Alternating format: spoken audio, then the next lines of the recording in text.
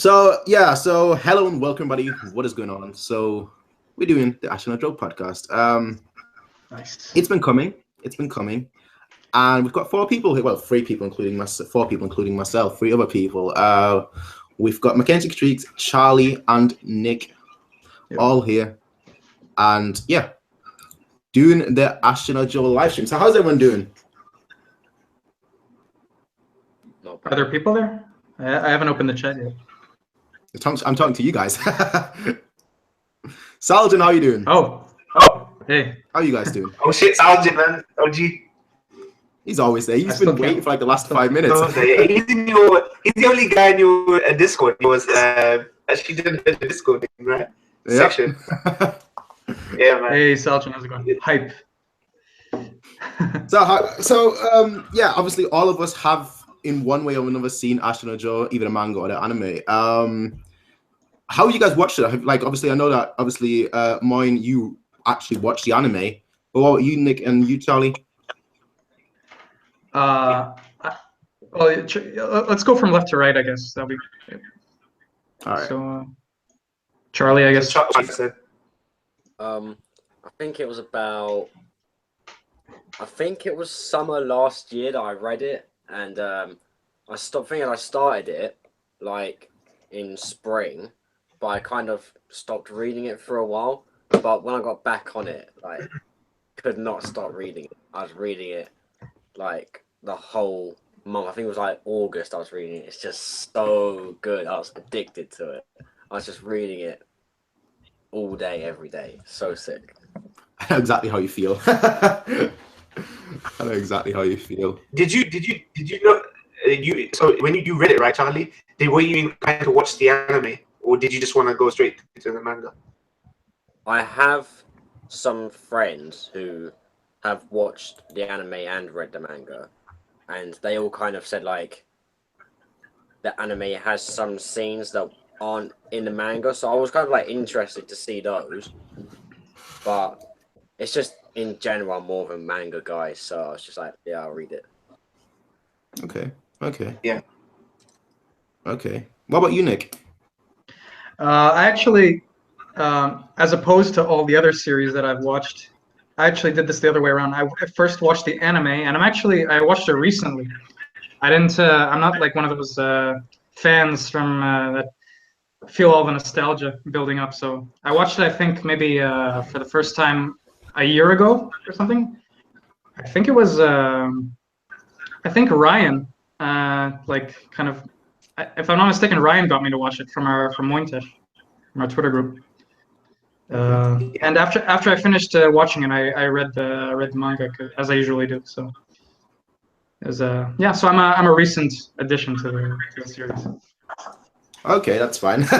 Obviously, mine, you've watched the anime, but the thing is, you have not actually given it a review yet. So, what are your overall impressions on the show? Do you know what? When I finished a show called Monster, right? I was like, I asked the same question I always do when I finish shows like that, right? I go, give me something on this level, right? And someone recommended Fabian from Twitter, right? He's another guy who's a big fan. He said, watch shit no joke, man. Like, it's gonna be that level, if not that. Like, I was like, no way in the hell it's gonna be. So I think I may have actually started Joe much later than I actually anticipated. But when I started watching it, I thought, okay, this is decent. Like, you know, the first season, going through the motions. But actually, in the first 7, 8, 9 episodes, I looked at Joe, the character, right? This delinquent freaking character who is actually not really likable. And I thought, fuck, man, like, this is not what I was expecting at all, man, from a show like this. And I think in the first halfway through season 1, I knew this was going to be, like, something amazing, right?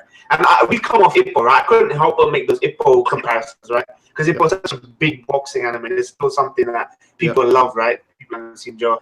And in the beginning, I was always subconsciously making those comparisons, right?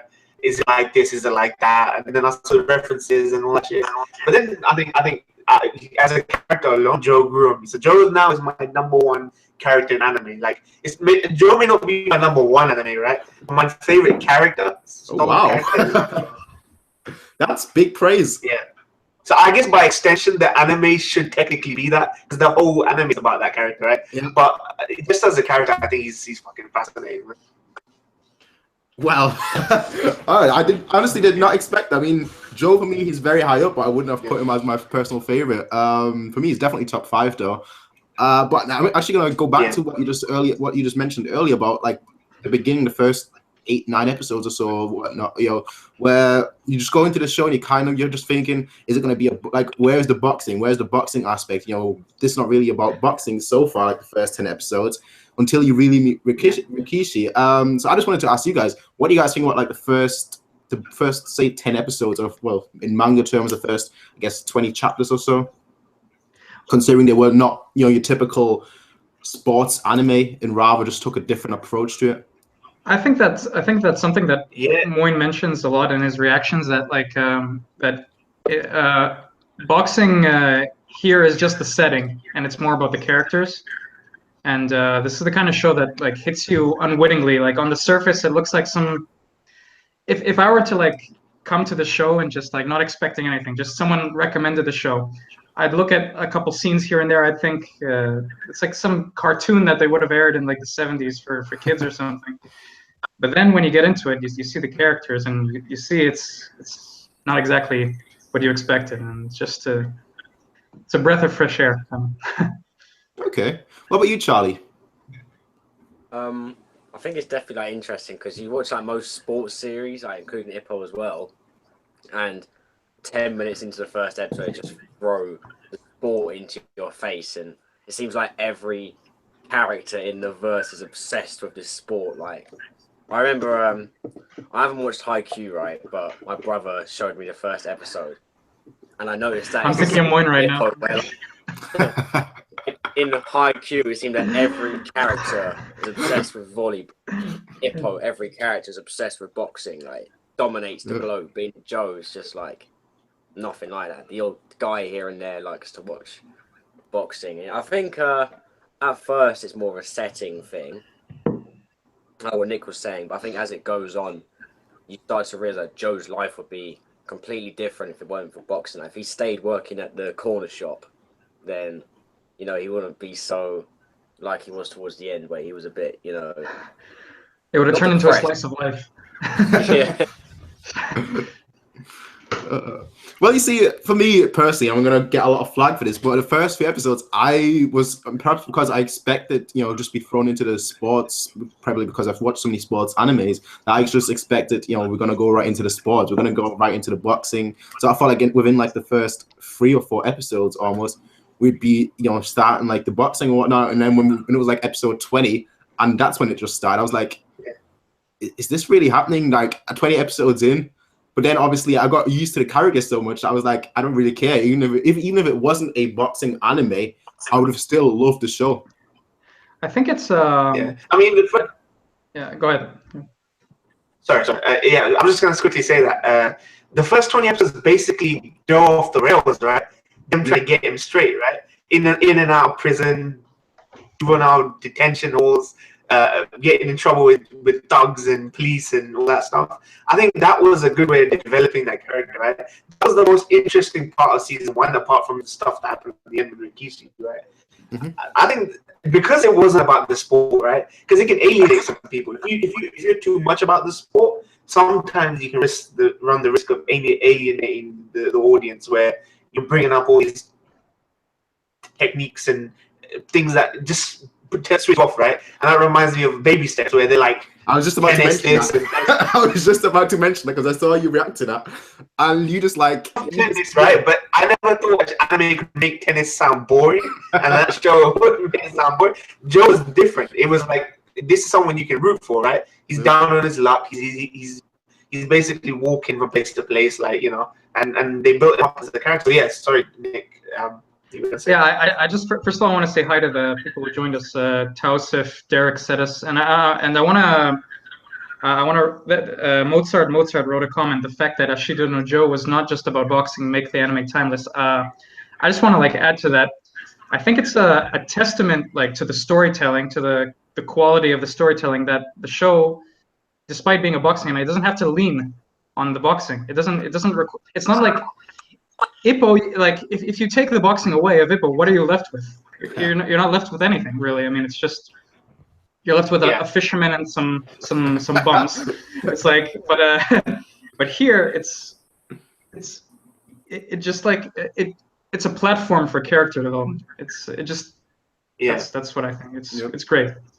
Yeah. So. I always mentioned that you know, for me personally, Ashita Joe wasn't really a boxing anime, it wasn't really a sports anime, but it was just a character doing sport, and that's probably the best way to look at it, to be fair. I think it's more like with Joe, it's like he's a character who happens to box as well, whereas with Ippo, he's a boxer who happens to be a nice guy outside. A character.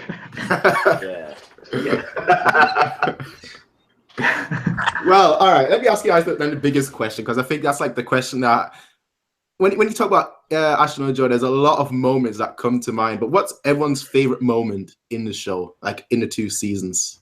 Wow, that's tough. I can tell you what it is right now. As soon as you say it, I can tell you what it is.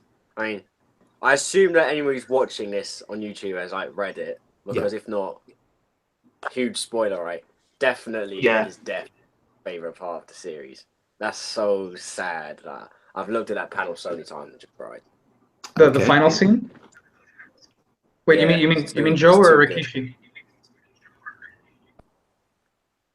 Shit, that iconic scene where I'm sitting in the corner. Yeah, he's sitting down. That was too sick. It's too sick. Okay, that's interesting. I knew that was going to be brought up. I knew that scene was going to be mentioned. It's not my personal favorite, in all honesty. It's iconic for sure, but definitely not my favorite. What about you, Moin? My favorite, do you know what? This might not be iconic, but you know when Rikishi was basically dehydrated and starving himself and everything. Mine too. I guess moment was that one episode where they just show, right? Yeah. Basically the depth that he went to do it, and then the shower's all tied up and he's just begging for water. This is like an alpha male, right? Reduced to like a baby begging for water, basically. Then he came to his senses. For me, that was my favorite, because that showed me like the horrific it is, right? When you can show that, you know, just the act of dropping down to a weight class, it's just not easy, right? It's very hard to lose weight. People can gain weight like that, right? I'm sure at some point in our lives we all come across that, right? But losing that fucking weight is like, it drains your body, man. And that ultimately led to obviously Rikishi's death, right? That much kind of depriving himself of all that. So I thought that was my most memorable moment in the show. A deep berserker.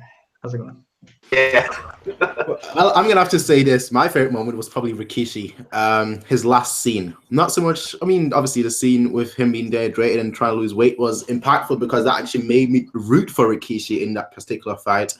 But then the ending is just how he essentially lived his life and then ultimately died. I mean, when he goes for that handshake and then falls, that to me, it's probably because I didn't expect that to happen. Like with Joe, you could kind of see that happen. You can kind of see that leading up to it. But with Rikishi, I thought, you know what, he's going to be fine. He's going to, you know, he's going to be there. He's going to be the rival, and Joe then has to aspire to ultimately beat him like the second season. But nope, he just vanished. Yeah. Just died. Hits me every time. For me, like both of you, it's probably the same for me. The point where he's like, you know, he's going through all his dehydration. He's broken down to his base animal instincts that he needs this to survive, he needs that to survive. But then Yoko comes in with the salvation, and like he rejects it. He remembers who he is, what he's doing, why he's doing it. That for me was just it's a beautiful scene. Probably second. You know, I compared that. Yeah, I just want to say that scene to Ippo, right? The Takamura, like really going through the. Yeah. I found the obviously Rikishi one a lot more shocking. Not shocking, but more unsettling, basically. Yes. Yeah. Sorry. I think a second to that, if I had to choose like a really close one for me, it would probably be the scene between. I'm probably going against the grain here. I don't know how many people like the scene, but probably for me, Youngbi Kim in the restaurant. Yeah, I was hoping you would bring that up. I think that, like, first of all, where you get his backstory, but then after this whole entire tragic backstory, the response is not as the response from Joe is not as humble as you would expect.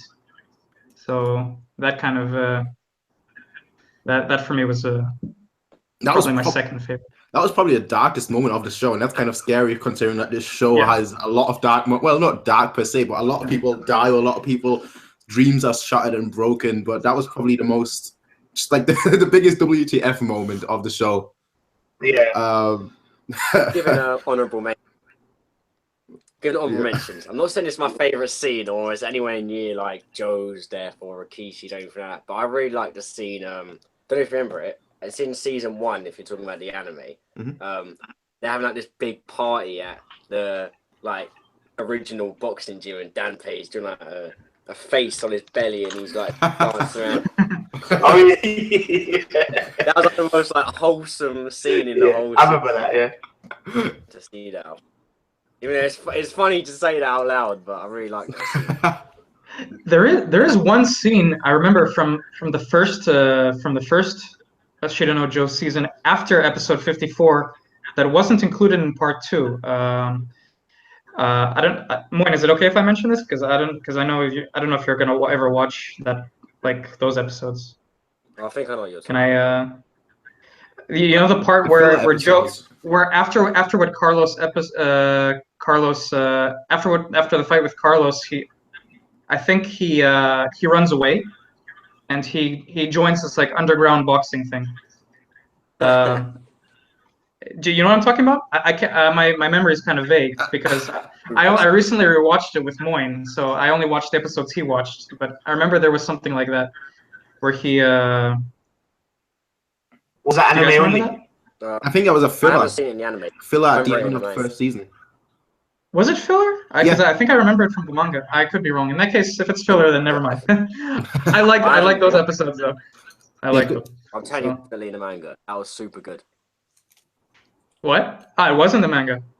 Yeah, definitely. Oh, okay. Yeah. Maybe I was wrong then. I just remember someone saying in my comment section that those episodes were optional. Moin, you should check that out sometime. Those episodes. If you ever Okay, yeah, I will. Well, I'm gonna have to ask you guys a question then, because I'm sure I think you guys kind of already answered it, but I do want to ask that question specifically.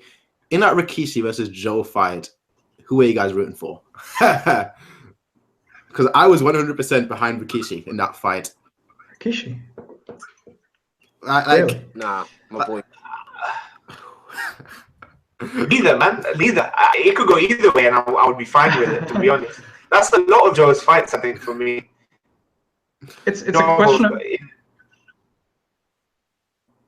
Like in Joe, there were only 2 fights that I really thought Joe could actually lose, besides obviously the final fight against Jose. There were only 2 fights. Those were Rikishi and Carlos. And the Rikishi one, I was actually hoping that he would lose. Every other fight, I was hoping that he would win. But yeah, I mean, I was 100% behind Rikishi because I saw Joe was going through the physical pain. You know, he was obviously working on like dodging and like hitting back on the uppercuts and whatnot. But Rikishi, I obviously seen what he went through with his weight loss, with his diet, with, you know, just everything in general. I was 100% behind Rikishi, which is very unusual that you're not actually for the main character, despite the main character being such an awesome character. You're not actually rooting for him, which just shows you how great Rikishi was. Yeah. You know, it's weird that even in the Carlos fight, where you're very much behind Joe because he's so obsessed with beating Carlos and Jose, right? Actually, Jose, and then with Carlos is like he's so lovable, right? Likable. In the beginning, he's kind of cocky, but then you find out that their backgrounds aren't very similar. They both came from poverty, streets, all that kind of thing, humble backgrounds, right? I remember in the early part of the show that Joe didn't like people who were rich or privileged or that kind of thing. So he made that connection with Carlos. I think in the Carlos fight, like I said, man, it could go either way. That for once in my life, I was like, this could go either way, and I don't even care. Because these characters are so compelling. I'm more interested in their out of the ring antics than I am than what they're doing in the ring, right? I think for me, it's like when you choose your personal preference, it depends on the person watching the series. I mean, it's always the dilemma between rooting for the underdog versus the upstanding righteous man with all the morals and the family and I personally go for the latter. So Rikishi all the way. Okay. Yeah, I liked Rikishi. Obviously, he's a cool character, but Joe just there's no way I didn't root against Joe once in the whole series. Like, didn't even cross my mind.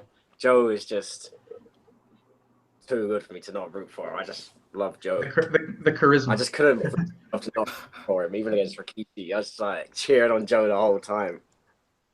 Yeah. Okay. That's fair. Like I said, it's personal preference, considering both characters are so good. So, yeah, exactly. Yeah. Well, Martin, you just brought it up as well, that Joe didn't like people that came up, had privileges and whatnot. So now, obviously, let's talk about Yoko. Probably the most, in my opinion, underrated character in Ashita. I know, like, a lot of people don't like her at first, aka you. One didn't like her until the end. Like, Yeah, till the end. until the end. But what do you guys think about Yoko in general as a person and her relationship with Joe? I guess we can throw in her relationship with Rikishi as well. Yeah, go ahead. Yeah, I mean, in the beginning, I always thought that she was just like driving around fast cars, splashing the cash and lording it over everyone. She was very judgmental, right? I don't know if any of you, I mentioned this, right? I don't know if any of you guys see those Greek mythology movies back in your childhood, like Hercules, Theseus and the Minotaur, Golden Fleece, those kind of films, right? In all those films, right, you had these gods of Olympus talking about people, the mortals down on earth, right? And I always felt that, in a way, in the back room, Yoko was planning people's destinies and talking about people and controlling them, right? And I thought she's lording it over everyone, right? But then I kind of got to see that she actually wants to empower Joe. She wants to facilitate things for him, open doors for the guy, which he literally could. I mean, even when they say they got the license, right? Dange Jim got the license. That was all in part thanks to Yoko and her granddad, right? The dad of granddad. Mm-hmm. And I liked her and I hate it. It's a love-hate kind of relationship with Yoko. More because I think we're supposed to be indifferent to her, right? We're rooting for Joe, which is like the alpha male, right? So we're supposed to question anyone who might upset the guy. So I thought maybe that's intentional. Maybe me not trusting or liking was intentional. I do like her now. I think I was with her right up until the end. Now I was with her, so that's my thought. Okay. What about you two? What about you, Prince? You asked the question, but you got to answer it too. Well, I liked Yoko from the first episode. I just liked how she was introduced. I obviously liked her relationship with Joe, and then obviously her relationship with Rikishi. And obviously after Rikishi, I even liked her relationship even more with Joe. That one scene where she meets after Rikishi's death, where she actually meets Joe in like the club or whatnot. And like Joe, he's just, he's then just leaving. And she's like, you need to get back to your normal. You need to get back to your normal self. She was always there to support Joe. I feel like from like the very first episode, and I feel like she just did it in her own way, which she thought was for the best. So I like it. I liked her from the very beginning. So that's just my thoughts on Yoko. I have actually something to say about what you mentioned. That you mentioned that she was always there to support Joe. But I think like people, if you watch the second season very carefully, there's a subtle shift in the reasons behind her behavior. I think at the beginning of the second season, she supports Joe as like remembering the legacy of Rikishi, trying to push him forward. Mm-hmm. But during the season, if you notice, there are certain cues where you can notice that she has a subtle shift, and she unconsciously starts doing it because of her care for Joe and not for Rikishi anymore. Yeah. So I think that's like her character got some of the best developments in the whole series. Probably maybe like top 5, top 5 character development. So I like Yoko a lot. What about you, Charlie? She's privileged though. She's nothing wrong with that. Nothing wrong. She could tone it down a bit. Yeah. With the fancy cars and I say it's kind of, my opinion is kind of a mixture between the first two answers. Like Moyne, when I first met her, I was like, this woman's just, you know, driving fancy cars, you know, chauffeurs, and she's got a nice house and stuff like that, right? It was kind of like how I think Moyne and myself kind of reacted the same way, a similar way to how Joe did when he first met her. Like, he was really angry, told her to go away and stuff like that, right? But I did also feel like he was a bit harsh on her, especially like in the scene where Joe goes to court and Yoko's just standing there, he starts shouting at her and stuff. So although I understand where he was coming from, I felt sort of the same way. I never hated her like Joe did, but he definitely grew on me as the series went on. I didn't hate her because I thought she was a bad character, right? I just hated her because I felt like we were supposed to, and it was a good thing. Okay. Yeah, she definitely became more likable towards the end. Like, she became a more sincere person, because although she comes across as also like, oh, I'm a rich girl, but I'm actually really nice. I feel like she was also a little bit, I don't know what I'm looking for. I felt she looked down at people a little bit in the beginning, even if she didn't mean to. I kind of get that vibe from her. So I didn't like her at first, but she came all right as a season one. She definitely did have good development and stuff, especially right towards the end, like last few volumes. She was pretty cool.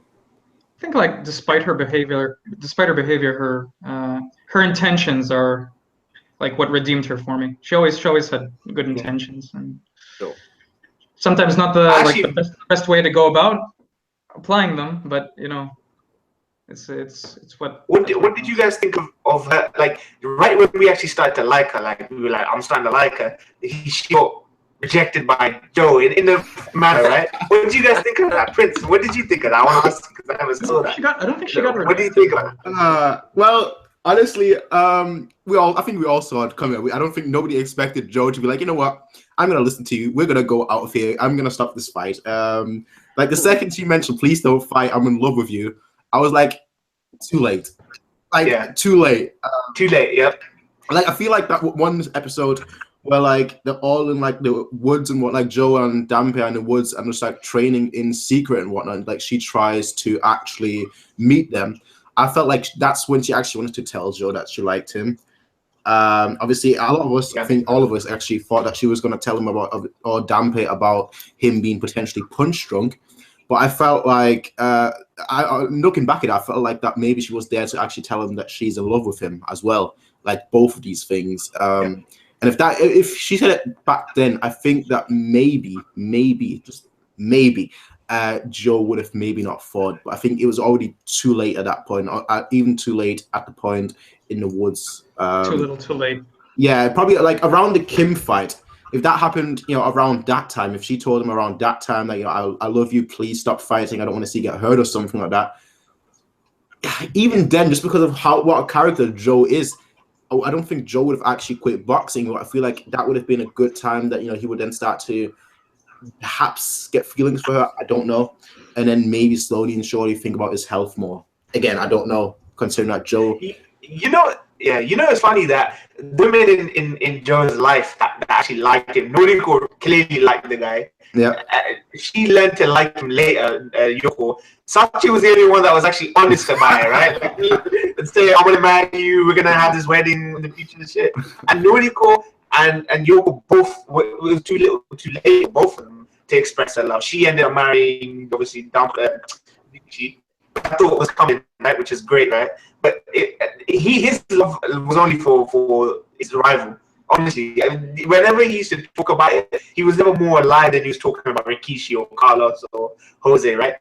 And when he's talking with women, there was no chemistry. At least from his side, there was no affection from his side. And all the women in his life loved him, but he didn't really love them. It was like a triangle. It's between him, his rivals, and then the women in his life. So I thought that was interesting, right? And I did feel bad for Yoko. I thought he just... She feared for his life was one thing, right? And that was one thing. And Dampe would say the same. If Dampe knew it to that extent, right, he might have even done the same. He was ready to throw the towel in as well. So for him to just be like, nah, he wouldn't even have done it with Dampe, I don't think. Which is quite dark when you think about it, right? He got in there knowing what would happen and stuff. So I thought that's why I like this character so much. If big boxing out of it, that thing would still exist. That dynamic, that chemistry, that relationship would still exist. Okay. Okay. I think I want to mention something that Derek wrote in the comments. He says she just didn't know how to do it. Like she didn't know how to apply her intentions. What I mentioned before. I think she was because she lived such a sheltered life. She didn't know how to behave in society. So, like, if it was just one-sided, maybe Joe could have accepted it. But if you look at it, on the other hand, Joe also doesn't know how to behave in society. He came from the other side of the spectrum. He's like this lone wolf character, and when you put two of them together from both extremes, it's not going to work out even when it's too late. So. Well, do you think that if she was a boxer and she was in the ring fighting against Joe, that Joe would he'd knock her out? Like, Yeah. Well, Moin, you kind of brought that up like earlier just now about Dampé not knowing about Joe's condition. Now, after I finished the show, I was actually thinking about it, and I was thinking, was it right for Joe not to tell Dampé about what was going on? About him being potentially punch drunk. Well, he knew that he was punch drunk, so about him being punch drunk. Because I feel like he should have told Dampé, in all honesty. I think Dampé would have tried to stop him, but ultimately Joe, I think, would have still pursued and continued and persisted on that fight. But I still feel like he should have actually told Dampé. I think it's what people say with suicide, right? You're selfish, right? You're thinking about the people who love you, right? The people that really care for you. But I don't actually think that Joe knew he was going to die. You can differ on that, right? I think Joe thought that he'd live through it, but something would happen to him, like being punch drunk or disabled or something. I'm not entirely sure that Joe went in knowing that he would die, though. I think he was thinking he'd still be around, so I don't think it played on his mind as much. But then some people say that during the match he kind of knew, right? All the way back to Nordic talking about White Ash, right? And he felt death coming on, but that could mean anything. That was a metaphor for any number of things, right? Okay. So I feel as though, was it right? Was it wrong? I think he should have. That relationship between Dampé is like a dad to him, basically. He didn't know his own dad, so I think he should have told him. But everyone knew this was Joe. Joe was gonna make that decision. I think Dampé knew his adopted son well enough that he knew this was the course of action that he would have taken. So I think he'd make peace with it. But I think he should have. Okay. What about you, Charlie? Do you think that he should have told Dampé? Well, obviously, his life is more important than being a boxing champion, right? So from that point of view, he definitely should have told him. But I think you have to put yourself in Joe's shoes. If you were like obsessed with boxing and you were this close to having a world title shot, would you tell your coach, hey, I'm punch drunk, I can't box anymore, when like the one thing you want in life is like within your grasp? I think it goes beyond. Do it. Yeah. I think it goes beyond that. I mean, when you say Joe is obsessed with boxing, Joe is boxing. He defines himself through that. Like at this stage already, he's not. It's not even an obsession anymore. I mean, it's his life. So taking that away from him, he's left with not much really. Go crawling on the streets or something like that. Something even more dangerous, probably. Right. So. Yeah. Well, what do you guys think about the fact that what I found darker about the Jose versus Joe fight and the Rikishi versus Joe fight was that Joe died and he lost. Yeah. Yeah. He didn't win and die. He not only died, but he freaking lost. But obviously he wasn't conscious. Did he lose? Yeah, he did. Yeah, I mean, I know what you mean, but he lost on points, right? Yeah. And I thought that was dark. I don't think many people brought that up or talked to that. It was kind of beautiful, but really like tragic in the sense that he lost. Rikishi. For me personally, it all goes back to like when Joe said like he doesn't actually want to become like after the Smiley fight, he said, I don't actually want to become the champion. I just want to fight the champion. So ultimately, to him, it didn't really matter whether he won or not. So I feel like that's perhaps the good, that's perhaps like the difference between that match and the match against Rikishi, where against the Rikishi, he actually wanted to win. Whereas against Jose, he just wanted to fight the champion. He just wanted to fight the strongest man. I guess so. I thought it was extra challenge. It's like rubbing salt in the wound, right? He closes his eyes and he lost. Well, I think I'm a like, yeah. Go ahead. Sorry. If he'd lived through the fight and he'd still lost, I think it would have been in the back of his head. You know, I can fight him again, but this time I want to beat him. So I think he'd always want better for himself. So eventually, I think he would have wanted to become champion. Okay. I think I'm of the persuasion that Joe won the fight. I mean, okay, let's say points aside. If you look at what he did to Jose after that, Jose came out of that broken. He never boxed again. Okay. And this is he basically gave to Jose what either Jose or Joe gave to Carlos previously. Yep. He gave it in turn. So for me, Joe won that fight. He burned his flame to the end. He had the best match of his life. He reached like the pinnacle of the sport. What else is there? Yeah. I mean, it's. Well, all right, I have to ask you guys a question then.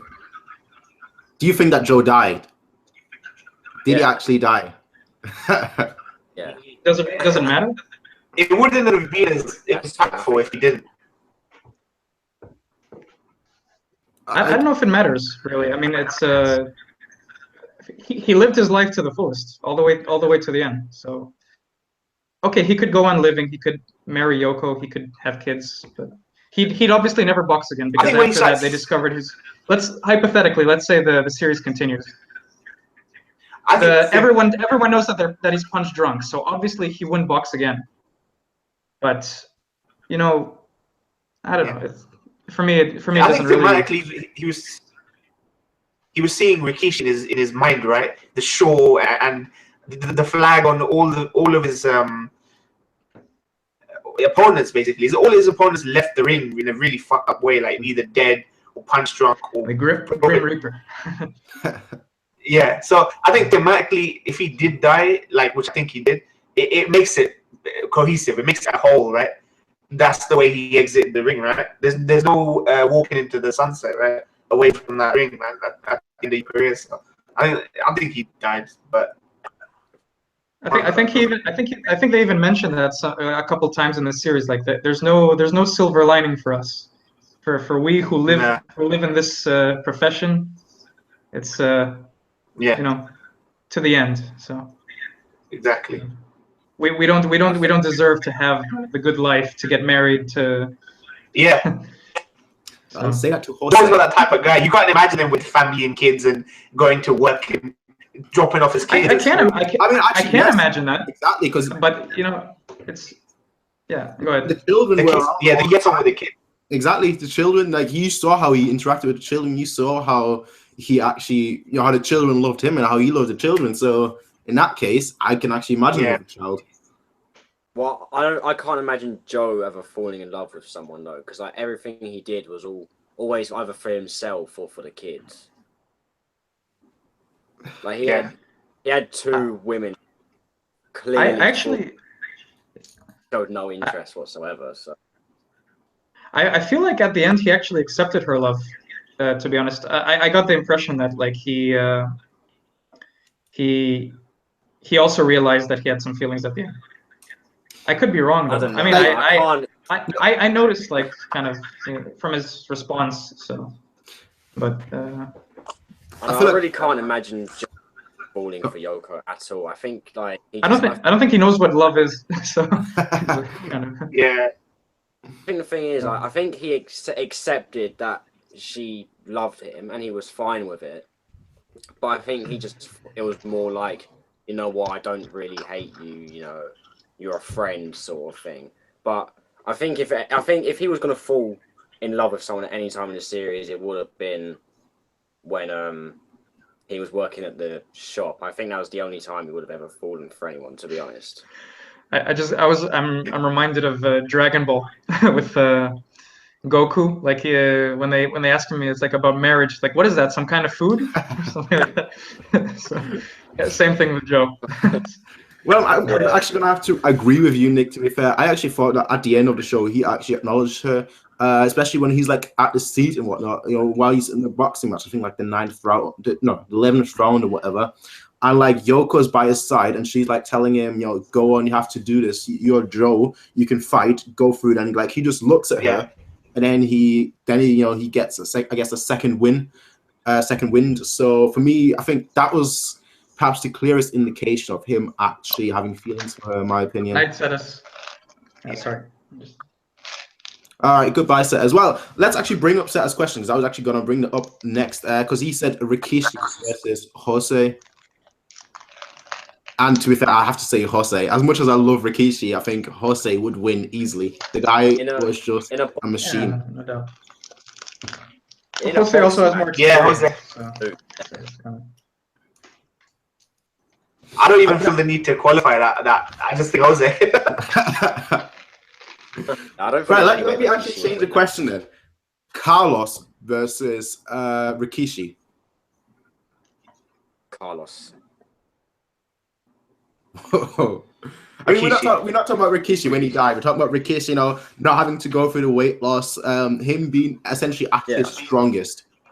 Well, if you put it that way, it means he's a lot heavier than Carlos. True. They wouldn't be in the same weight. Doesn't necessarily mean he'd beat him. I still think Carlos would win. Because I think you have to keep in mind that Joe is so much stronger as he got later on into his career because he's older and more experienced, so naturally he's stronger, right? And both Carlos and Rikishi, I think, really pushed Joe to his limit. But Rikishi pushed young Joe to his limit, whereas Carlos pushed matured Joe to his limit. So I think Carlos will definitely win. Well, but didn't they say that the old Joe was the one with the fire, right? Yoko was obsessed with bringing the old Mad Dog Joe back. So I would say the young Joe was the prime Joe, wouldn't you say? Because Yoko did that with Hanima, right? Joe Prime was terrible when he was younger. So I don't know. I think he was really reckless when he was younger. It was just like, I think the techniques he used when he was younger would only work on lower level opponents. Like, I think if he would turn like the Mad Dog style, I don't think it would really do anything to like Carlos or anyone like that. Can you imagine, right? Can you imagine Joe doing the no guard tactic against Jose? That would be if we just 2 rounds at most. Arms down, right? No, arms down. Yeah. No, but I'm actually gonna have to disagree with you, Charlie. For me personally, I think Rikishi would win. And I'm saying this just based on one thing. In that fight against Joe, Rikishi, he primarily used the uppercut. That's pretty much all he did. Like, you know, the uppercut. That's essentially what he was doing essentially throughout the whole fight. And I feel like his boxing technique and his boxing, just his overall boxing, if he wasn't under the influence of weight loss, of course, then that would mean that he's heavier as well. But like, let's say Carlos gets a little bit heavier, right? And so he passes through the weight class and both of them fight at their prime.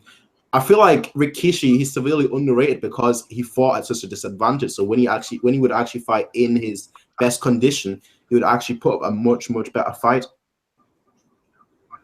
That's true. That is true.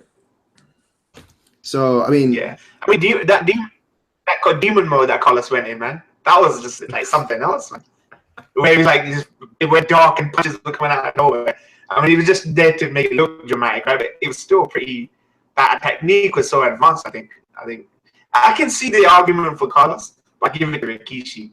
I think he's such a professional. He would have honed his skill and craft to that level if he knew he was going to step in the ring with Carlos. I think. I mean, this all goes back to like the argument of how strong was Joe by the end. Like, when was Joe's prime? I think that's a better question to ask. When was Joe's prime? Like, when was he at his strongest? And I always feel like that he was at his strongest probably during the Kim fight. Well, he obviously had to go through weight loss, but I'm just talking about like overall, that was probably his strongest moment when he was at his peak. I feel like, then obviously this is going to be a question that I'm going to ask you guys.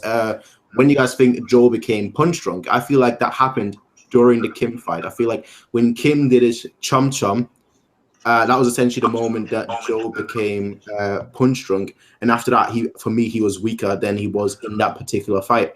Again, in that fight, he went through weight loss.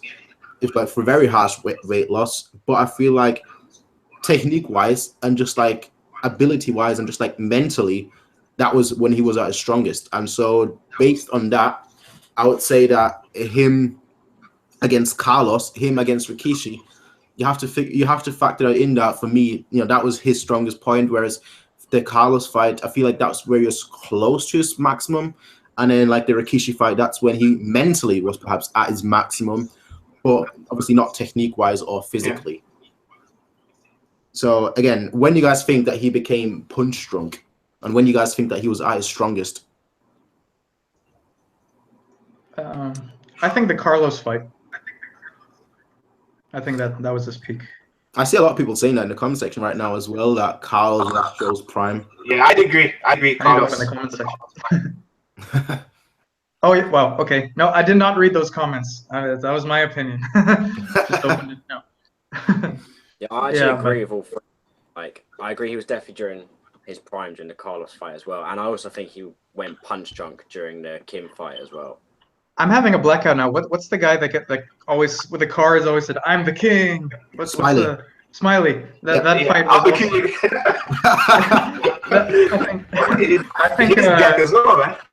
I think yeah, he also died. Yeah. So I think that was also like a second peak, like of a different a different type for him, I guess. For Joe. Go on. Yeah, so here's a question: if Young B Kim had bugged out, like lost his mind right in the ring, do you think he would have won? Yeah. Yeah. Absolutely. I think so. Like Kim was just, obviously Joe was going through like the weight loss and whatnot, but Kim was just such a smart, calculated boxer. Joe was obviously freaked out and whatnot, by his backstory and obviously what he was going through. So mentally he wasn't at his peak. I think that's what I'm saying. Mentally he was perhaps at his peak during the Carlos fight or whatnot. But like, I honestly feel like that Kim would have won that fight. Kim probably would have given even Jose a good fight just because of how calm he is, which is not something that many boxers, have. A lot of boxers are just very hot-blooded, very stubborn, very aggressive. Basically, Joe. A lot of boxers are like Joe. Let's be totally honest here. And Kim, he was just the total opposite. Actually, you know what? He may have been. Is Smiley still? Really? During the Harimau fight, because I think from a writing point, because obviously we kind of look at it as which boxer made him punch drunk, but I think if you're looking at it from the point of view of the author, like he was kind of flying high before that fight. He'd gone really famous and he was starting to get more money and stuff. So I kind of makes sense for there to be this massive drop right after he's up here. He suddenly goes down here right after that fight.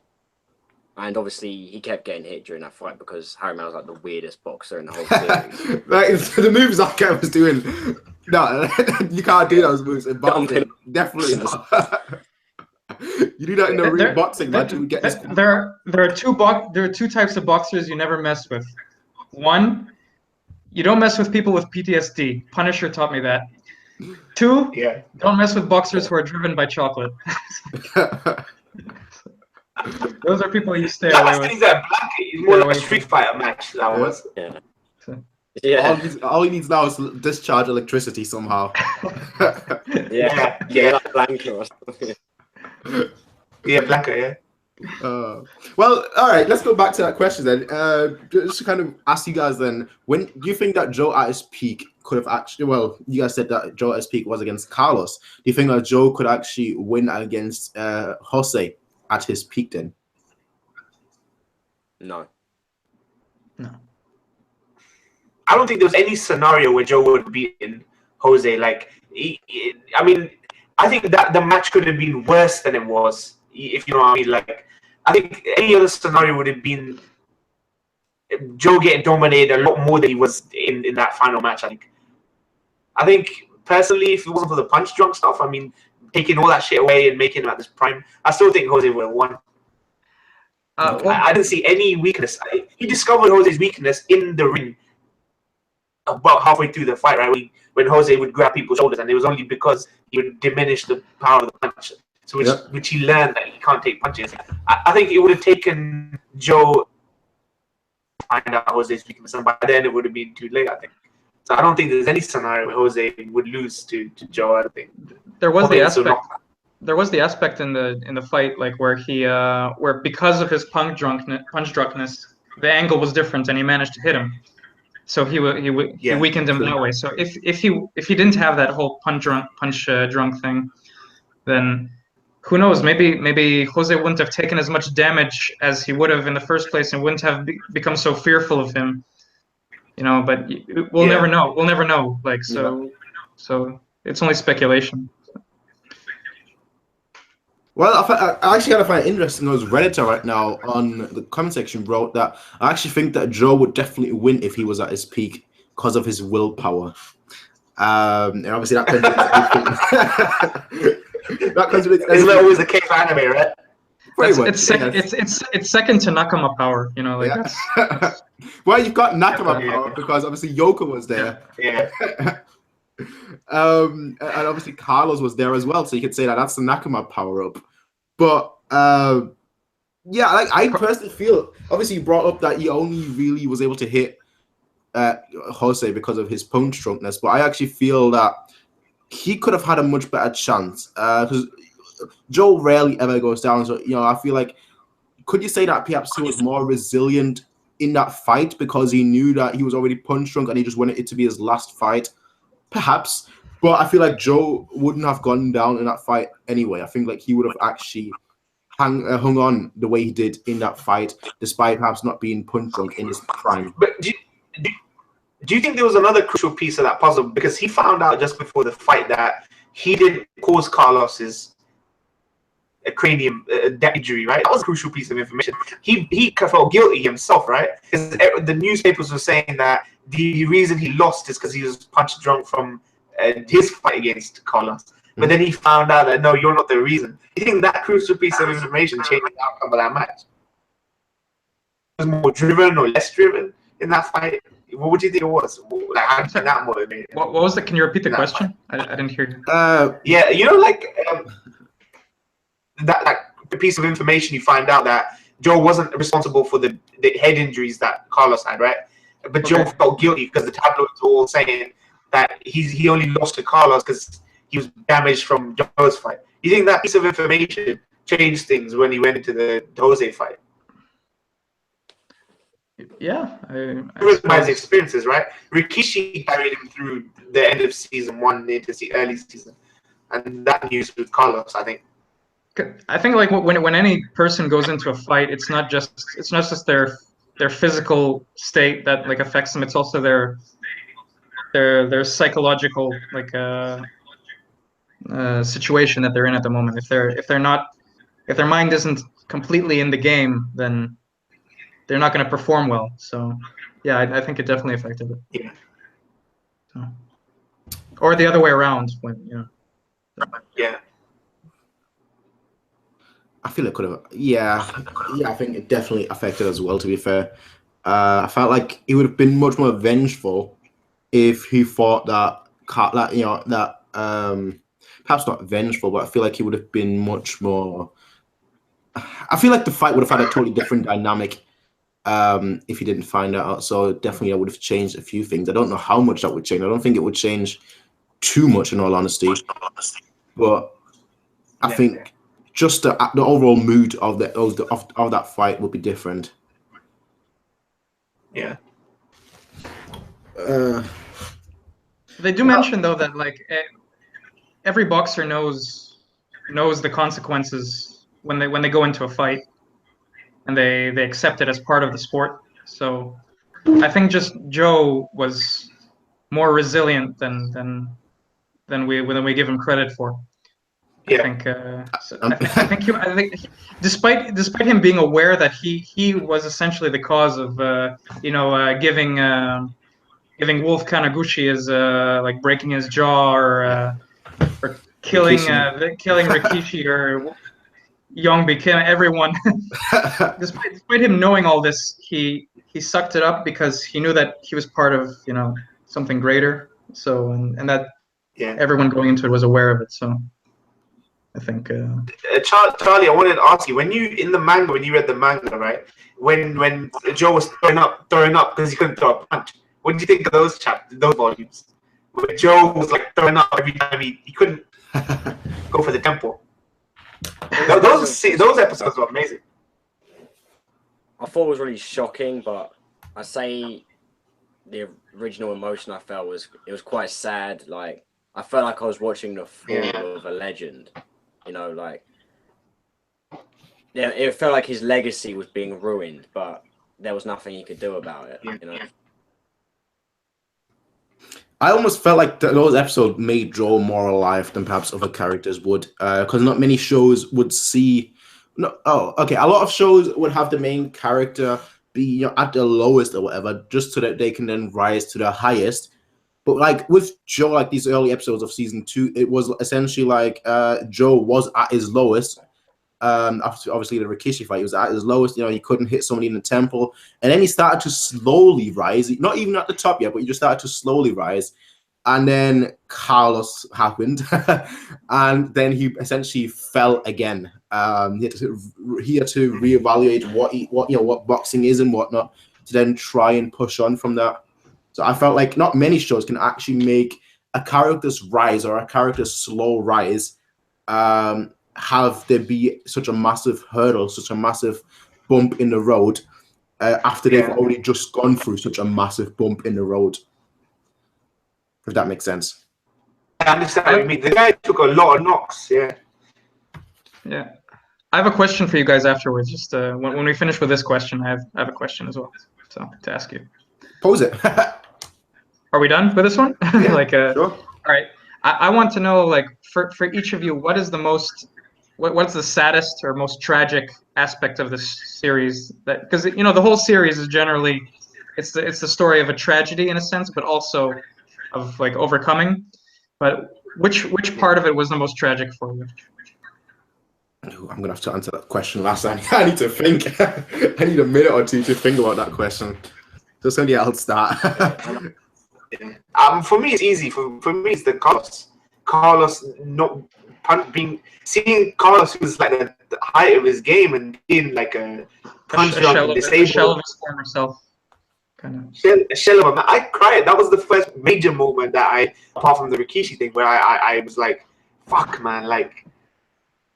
If he's fallen so far, man, and like this is the consequences. These are the true consequences of being in the ring, right? And trading blows and punching 7 bells at each other, right? And I thought, fuck, man, it's ballsy for the anime to show it. And the anime nowadays would be all glamour, wouldn't it? Glamour, winning, super moves. I'm developing my fucking Dempsey roll into a tornado and all that shit. Floyd Mayweather. This is like, nah, man. Watch mouth. You wanna watch your mouth, boys? It pose the go. But this one goes, you know what? When you take a punch, there's consequences to this. You're not like a Looney Tunes character that can just fucking regenerate or Tensei and all that shit, right? So I think that was beautiful and tragic. Yeah, so yeah, that's my thoughts. Carlos, like easily for me, Carlos. I think also for me, I would probably have to go with Carlos, but two different scenes really like.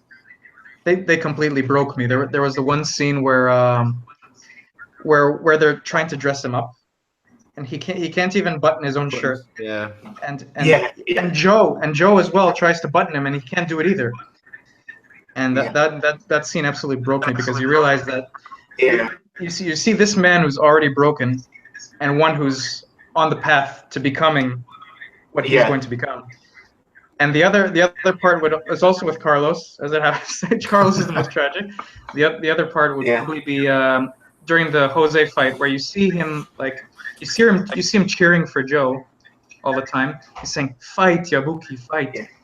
And but you know essentially that basically what he's saying is just he's looping the memory in his head of when they were playing in the snow.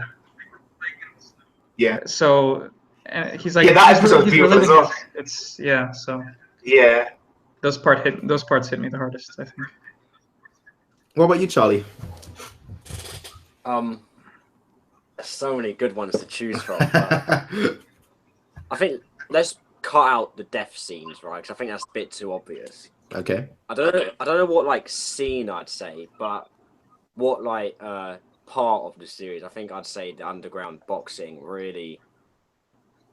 When I first saw that, I was so really hard. I felt like it was like my friend or my idol had just become this like loser.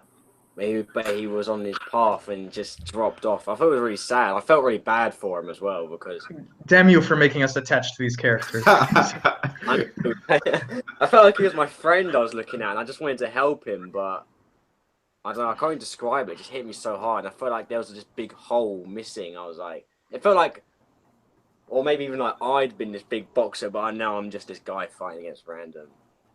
It was quite sad to see that he'd fallen off like that. Yeah. Well, I'm gonna have to take the obvious one, right? Which is kind of bad considering I know everyone has like these elaborate ones, like the saddest scene, like the best scenes and whatnot. But for me, honestly, the final scene, like the final 4 episodes or the final 3 episodes, no, the final 4 episodes, all the way from like Yoko telling her love to Joe and whatnot, and then Joe going into that battle against Jose. All those moments, for me, those are the saddest parts because it was almost like watching somebody running into a truck, knowing that they can't avoid it, but they're still heading towards it. That's just kind of what it felt like.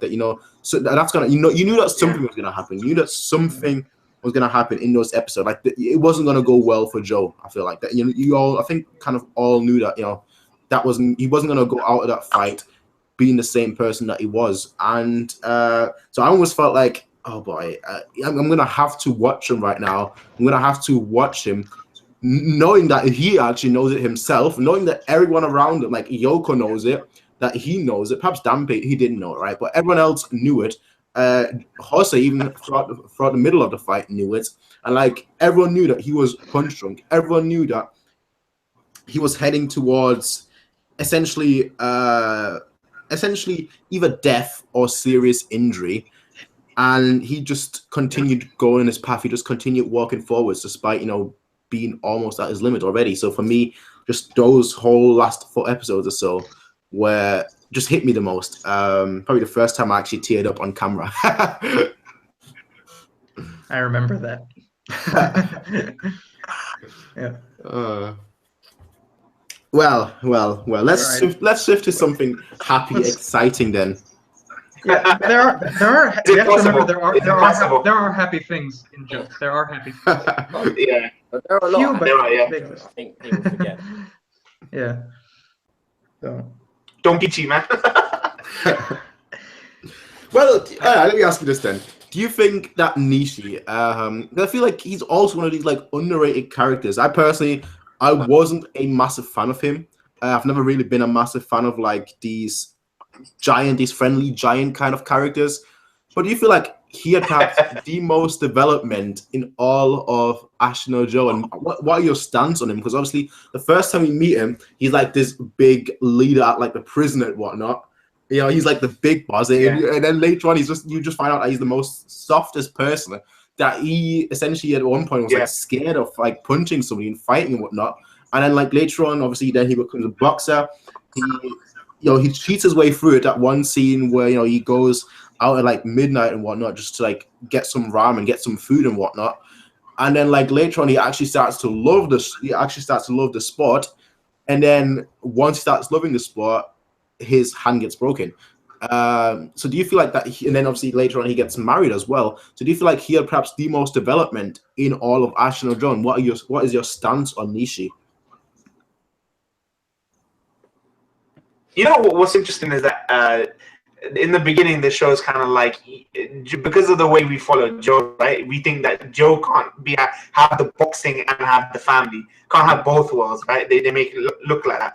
And when Nishi breaks his hand and he's able to work full time and become like a domestic domestic kind of guy, right? And then ultimately we see he gets, married and all that kind of thing. But then we forget that Jose is a big family man, right? He's got a bunch of kids, got the wife, but he also is a great boxer, right? Yeah. I think Nishi's arc turned out how I wanted it. I kept saying, man, Noriko needs to be with Nishi. I think Nishi deserves that conclusion in his life, right? One dream of his is just cut off to him completely. Give him a happy kind of out. I love Nishi, man. If he went from this thug in prison to this bumbling buffoon character to actually being a really responsible guy, right? And empowering Joe and that kind of thing.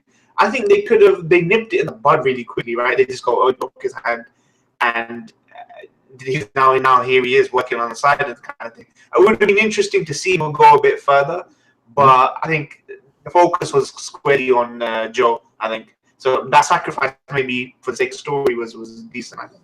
But yeah, I love Nishi, man. Nishi's probably one of my top 4 characters in that show. So. Okay. Yeah. Charlie?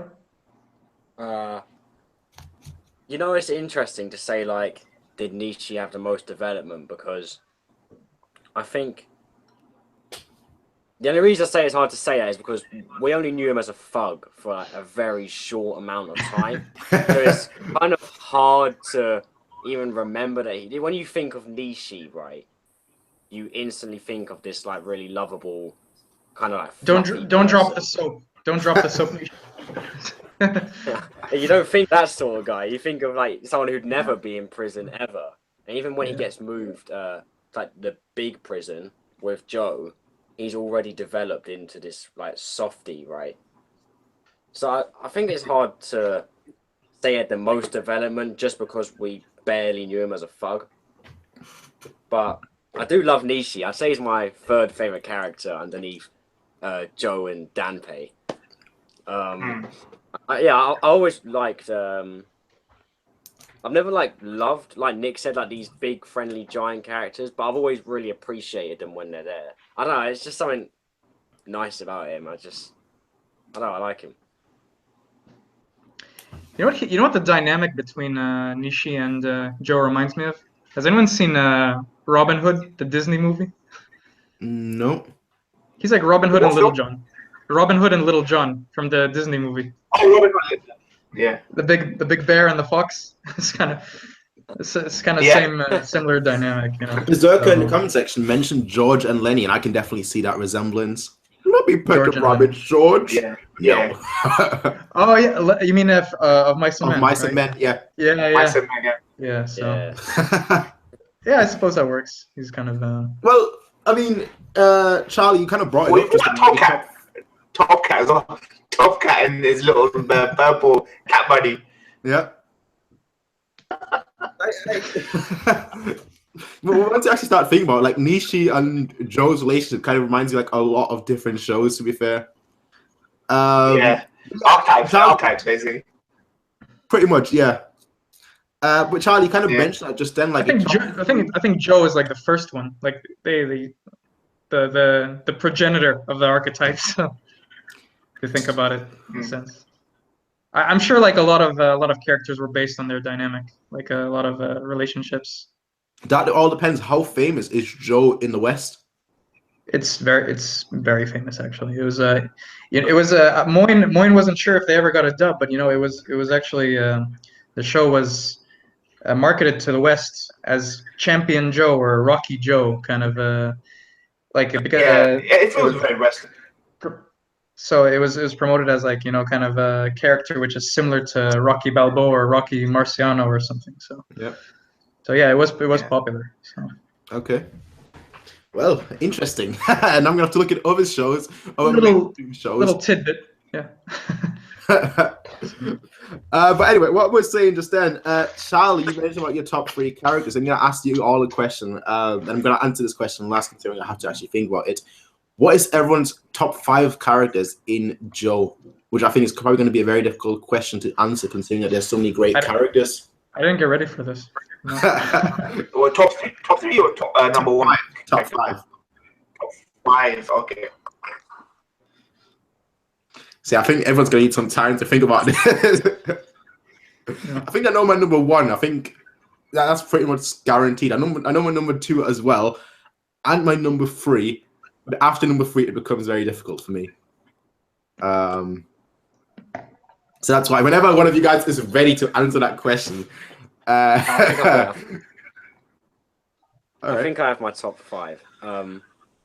Top 3 is set in stone.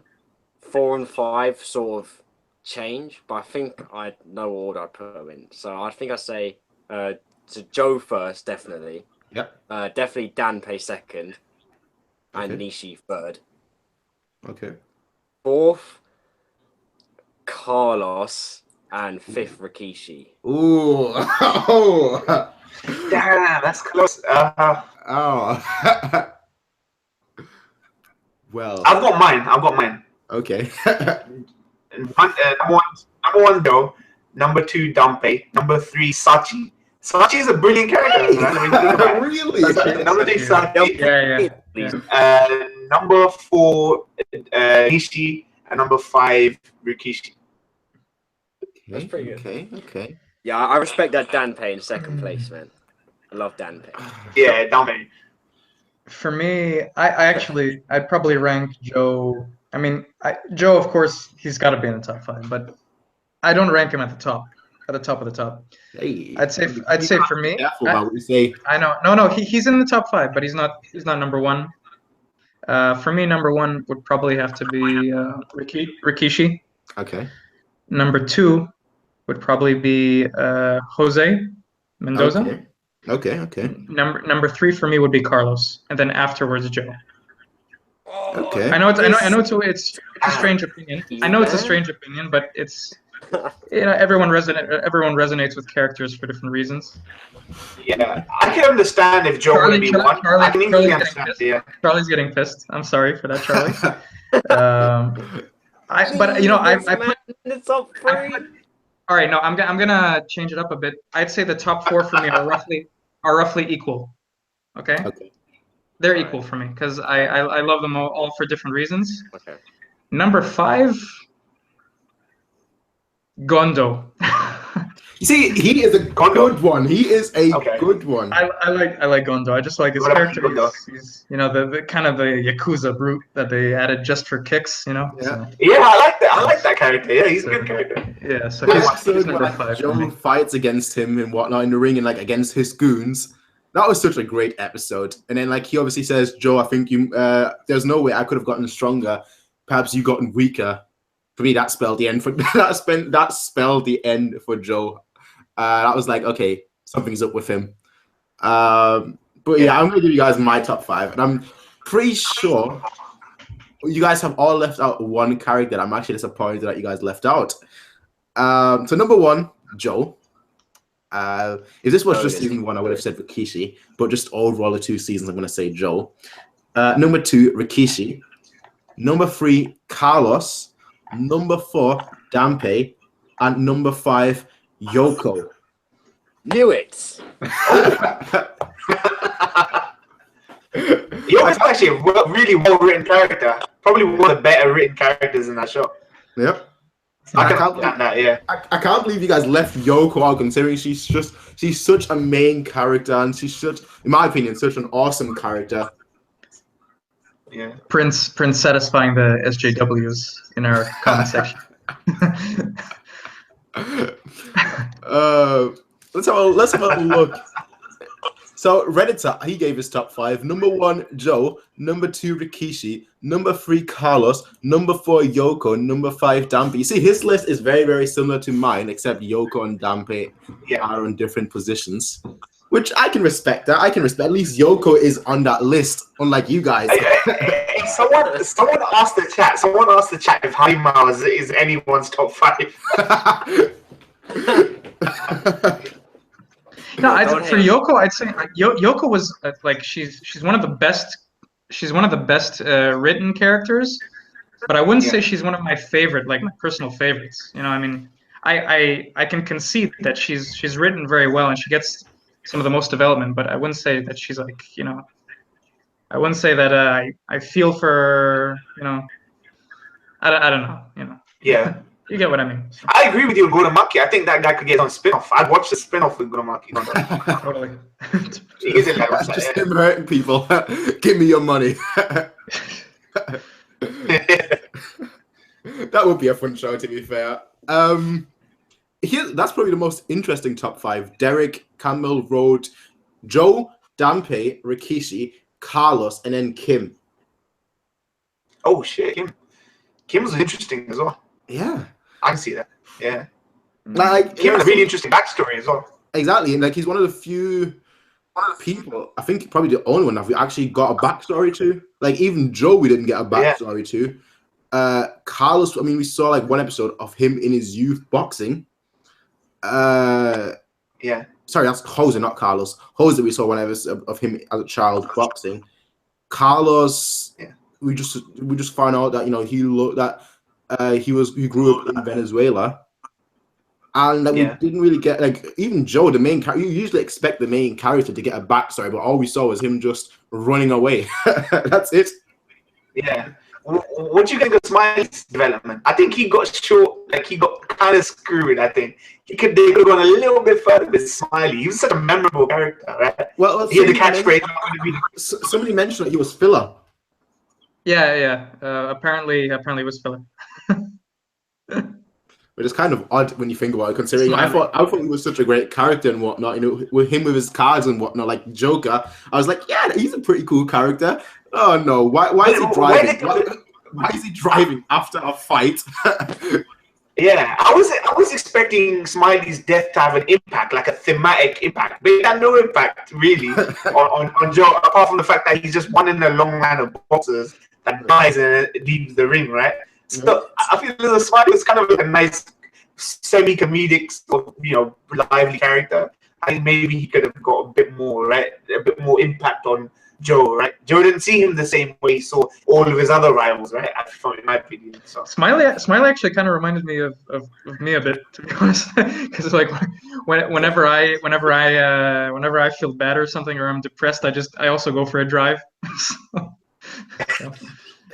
Just tell yourself I'm gonna be here. I just like drive like to nowhere, So yeah. He'll be missed. To me, he was just such an odd character because he was like, it's like, obviously now finding out that he was filler, to me, he was such an odd character because he just seemed like a mix between characters. He honestly, to me, seemed like a mix between Rikishi, like the boxing technique and like the boxing just overall level of Rikishi, mixed with like a Carlos, the livelihood, just the playfulness of Carlos. So to me, he just seemed like a mix of those two characters. So I thought, there's going to be much, like I said, as we said, much more of an impact, but there wasn't. It was just like, oh, he's dead. Okay, move on. Just like, same as always. You know what I do? I do respect. Back to Young Became though. What I do respect about his character, I think he's the character with who we all got attached to within the shortest time frame out of any character in the whole show. Would you say that? I mean, it only took 1 or 2 episodes to get like attached to the guy with his backstory and everything. So I'd say that. I'll give that to him. Not for you, Prince? Nah, I'm just trying to think. Like, I feel like Goromachi. Like, I don't know. Well, obviously he was there from like the first episode, but I feel like he had overall less screen time than Kim. Or equal amount of screen time than Kim. So I feel like we've gotten more attached to Goromachi. Well, I feel like when I say we, I'm just talking generally. I feel like people in general got more attached to Goromachi than Kim. And I feel like they both had equal amount of screen time. You mean Gondo? Yeah, sorry. Yeah, Gondo. But like Gondo, I didn't feel really any attachment to the guy, to be honest. I mean, I love the character, but I don't, it's not. He's not a central character, so I don't feel any attachment to him. Yeah. So, like, am I supposed to feel for this bloodthirsty thug? It's like, yes. I don't. We're all like him, aren't we? Yeah, but I mean, we're all bloodthirsty. What about Wolf Kaneguchi? No one's mentioned Wolf Kaneguchi. He was a constant presence in the show. He took Joe's money, then he gave it back to him right at the end. you know, people were like, is he good? Is he bad? Is he just? Is he? And then he had his jaw broken a second time by Gondo, right? So, what do you think of Wolf as a character in that show? I think Wolf was the most. We saw him most, I guess, in phases of his life, right? Different periods of time. Looked to be his sister as well. Exactly. I was was that his sister? I thought that was his lover. Okay, yeah, maybe so. Yeah, it was that one kid's sister. I actually thought that the story would end with Joe essentially becoming like the coach of that one kid. You know, the brother of the lover of his lover. But maybe Megalobox is about that. That kid. Well, no, I'm kidding. No, but honestly, like for me, I actually like Wolf.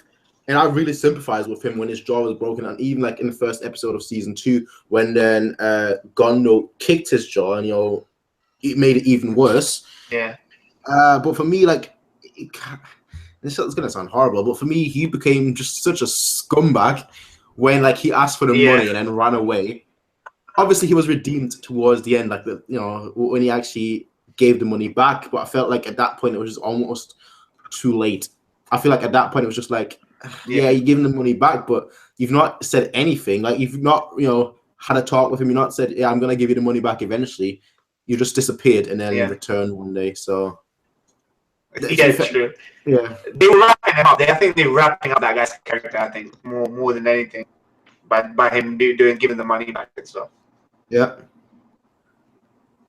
I mean, well, okay. Let me ask you this then. Let me guys ask you this then. Who's your least favorite character? That's also tough.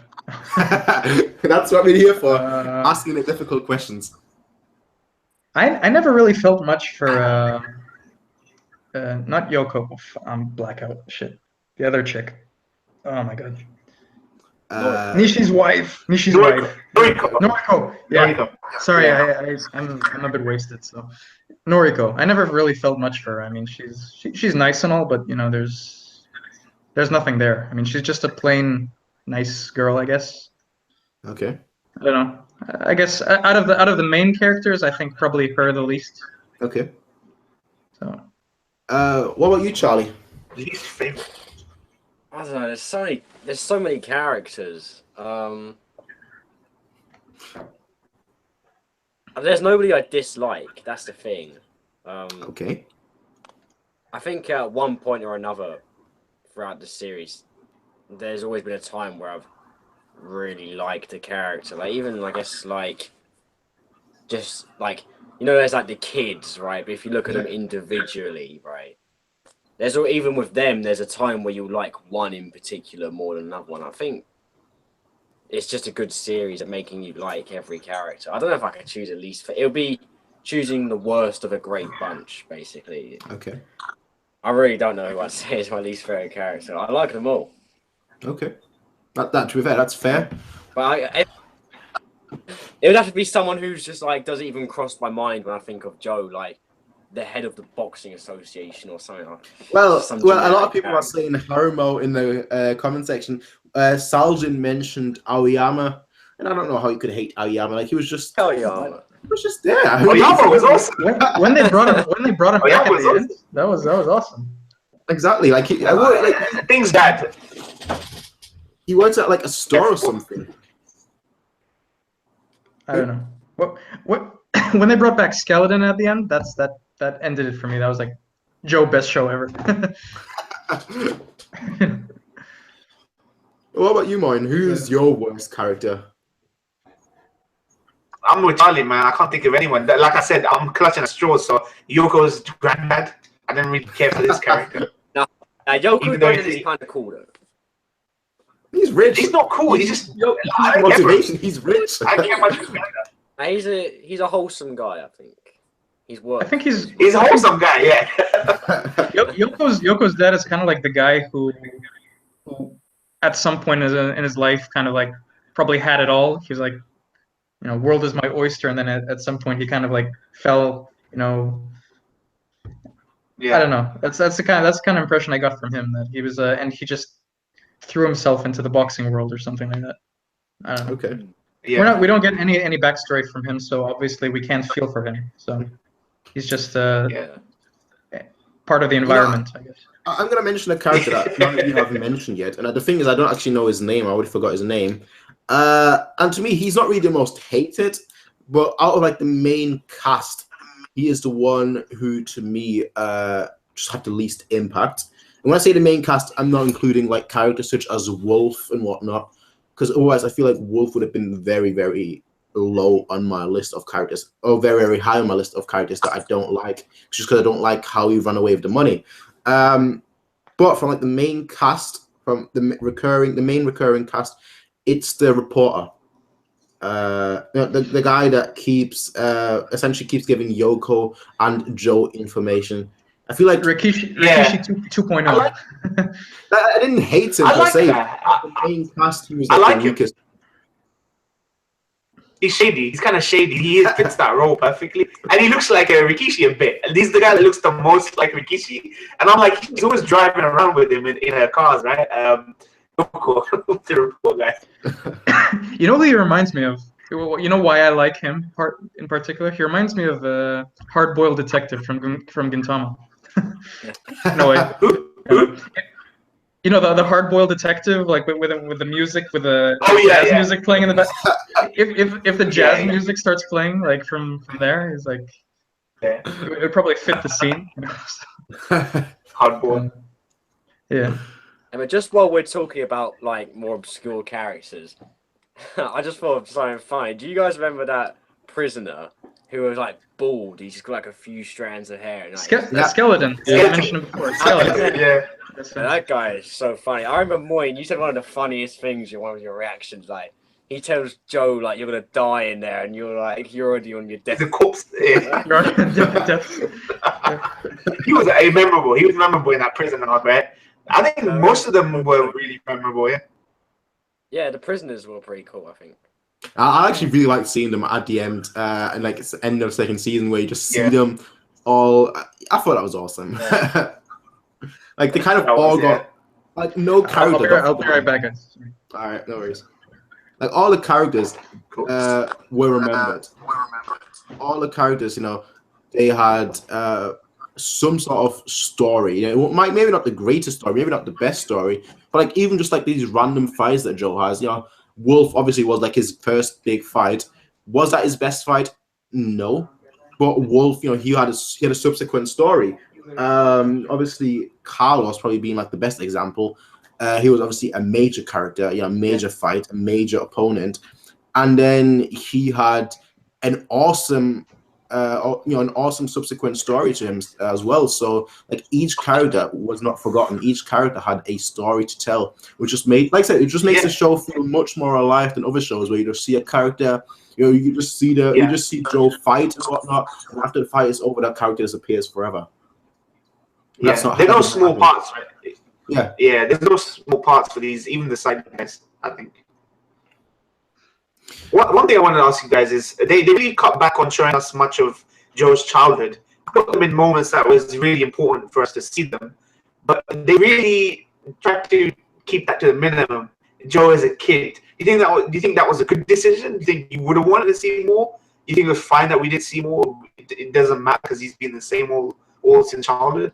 Or what do you feel? Because I love it that they brought it up like towards the end, right? We started seeing more of him as a kid sitting by the waves, you know, in a hut where he's trying to, you know, scavenge for food and stuff. I thought that was emotionally like powerful to show at that point, like, towards the end of his life, right? What did you guys think about how much they showed his past and his childhood? I actually, although it very well could have just been a thing of the author forgot to put his childhood in or couldn't come up with something, I think it works well because it feels like we grew up with Joe, because it feels like we've known him since forever. So, whereas if they introduced this whole backstory element, like halfway through or whatever, it feels like we missed out on a big chunk of his life and we hadn't really known him for that long. But because we've known him since the start of the series and we know nothing about him before then, it feels like we've kind of grown up with the guy, I think. You see, I kind of agree with you, but I also think like the name of the story, Aston or Joe, Tomorrow's Joe, kind of fits in with that theme that like the past doesn't matter as much. It's all about the future. It's all about, you know, reaching for the greater goal.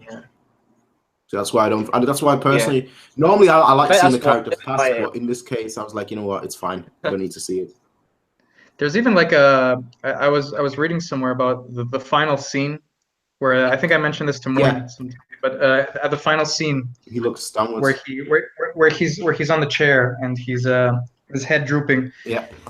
The angle at which he's sitting is like apparently it's like facing toward tomorrow. I think it's like some sort of I think he's like facing to the right, or I don't, was it to the left or something? To the left, the manga page, bottom left. I think like I remember reading that according to their Japanese custom or something, it means facing towards the future or something. Yeah, because when you open a manga, obviously you read it from right to left. Right, right, exactly. You're reading right to left, so he was facing towards the left. Yeah. And it's like you wanna you wanna turn the page. So yeah. So well, let me ask you guys this then, because we mentioned all these major characters. We mentioned obviously Rikishi. We mentioned Carlos. Obviously Jose, Kim. We've also obviously just now we touched on Wolf. Joe's had a lot of fights, but which one, in your opinion, obviously this is probably going to differ in the manga / anime, but which, in your opinion, was the best fight of the show? You see, I like difficult questions. Jose. Like, I think Jose was the best. Okay. Is that because of how it ended? Same. No, I think it was just like the. Jose. It's intense. Yeah, go ahead, Mike. Yeah. I mean, I'm gonna probably have to go against the grain here, but I really, really, really like the Rikishi fight. Just because I was actually rooting against Joe, so that's why I like the Rikishi fight so much. But yeah, like the Jose fight, like I said, it felt like watching a person run into a train or into a truck, just like knowing something bad is gonna happen, but they can't avoid it. Well, the Rikishi fight, I actually thought, two rivals, two opposing members, two very similar characters, but also very, very different characters, just like clashing against each other, both at just sacrificing a lot. One person physically going through physical torment, just like trying to overcome Rikishi's uppercuts, and Rikishi going through physical as well as psychological torment, trying to obviously get that weight down. I felt just because there was such a build-up that to me was my favorite fight, and perhaps not the fight itself, but just like the build-up and then the fight and then like the aftermath. To me, the whole package of that was just better than the Joe versus Jose fight, just because there was no real aftermath, if that makes sense. Yeah, but not only that, they also weren't shouting at each other, Naruto, Sasuke, or something that you expect from other shows. Exactly. There's two men fighting, not a bunch of kids. All of season 1 was really building up to that Rikishi fight, so there's so much weight going into it. So I can easily see why you'd be like that was the best fight, because that had the most weight of any match. I think the amount of weight behind that match, Rikishi, right from the development, that match had the most amount of episodes dedicated towards that end goal, right? Like absolutely dedicated to that fight, right? Yep. Well, what about you, Charlie? What is your favorite fight? I'm still kind of split, but my heart is going towards the Jose Mendoza fight, just because when I was reading it, I kind of felt it was this is the big moment. You either, because I obviously knew it was after the fight there was nothing else, right, by the chapter count. I was thinking, either he'll win and good times, or he'll lose. And because I'd seen the Joe sitting in the chair panel, and I kind of assumed that was him dying, but I didn't want to believe it, so that kind of added to my enjoyment as well. I was like kind of praying that Joe would win and come out on top and everything would be okay. There was kind of an adrenaline rush reading that, I think, just because the stakes were, even though the Rikishi fight was amazing, the stakes were a lot higher in the Jose fight, I think.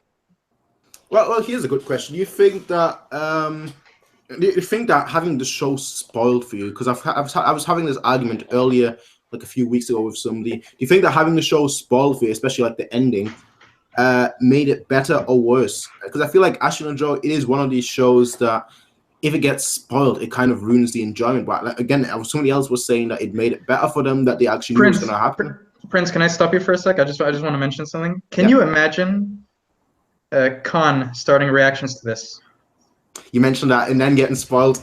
And then getting spoiled. Just 2 words is all it takes for him to cut the series completely. So it would easily happen. There's no way to prevent something like that. You know, it's the kind of thing that you got to stay away from if you're if you want to react to it. But I think the show, the series, it holds up enough that even with a spoiler like that, it could still hold up for many people. There's a lot of shows that really get undone by spoilers because they're all about events, right? This event happened and it's integral to this and that. I think because Joe so focused on character that it was like, I don't know if you play Crisis Core, FF7 Crisis Core, it's a prequel to FF7, right? You know what happens to the character in Crisis Core. You know, I'm not going to say, but you even play it, you still enjoy it, right? Even though you know the outcome. I think that's the same with Joe. Okay. I felt like that when I was watching that show. This is like that exact character. I don't care where I'm going with this journey, no matter where it ends. You know, it wouldn't have mattered to me if I knew or not, to be honest. Because when you're watching a legend, right? You know, imagine you watching a biopic about a legend that you know is dead already, right? That won't stop you enjoying a Muhammad Ali movie. It won't stop you enjoying a rewatch of a movie that you've seen before. So I think it holds up. Yeah, that's a good way to put it, to be fair. It is, but speaking from unfortunate first-hand experience, it was kind of like... Yeah. The thing that softened the blow, I think Nick mentioned this earlier, is it was kind of not obvious that he was going to die, but there was definitely evidence that he was going to die. Like, he was punch drunk and he kept talking. He was kind of talking as if he was going to die. Yeah. Like, he was talking as if it was his last hurrah, and after that, it was over. So, I mentioned something else. I mentioned that what softens the blow is that it doesn't necessarily matter if he dies or not. That's well, I don't agree with that.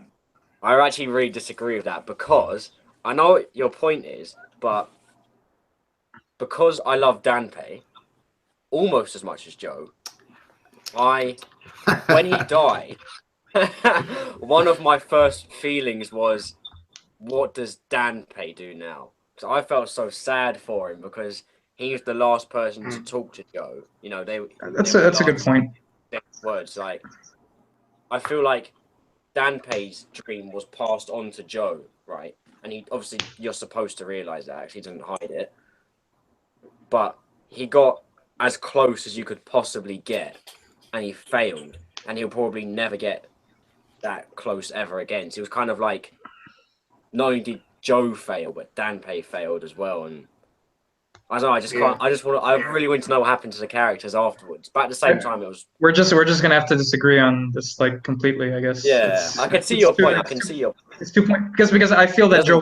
I feel that Joe won, and you feel that Joe lost the show. So I mean, it's. I feel like he won in the sense, if it was a brawl and not a boxing match, I think. Not even a brawl. I think like even by points. I mean, it was this close to a KO. I mean, so it just it was just a timer. So I just have to say, technically, like, the Boxing Association would rule Joe as the loser. So history will only. Although he may have won in the pride aspect, and he did a lot of damage to Jose, and you know he's overcome this massive obstacle just taking it to points. I still feel like you know.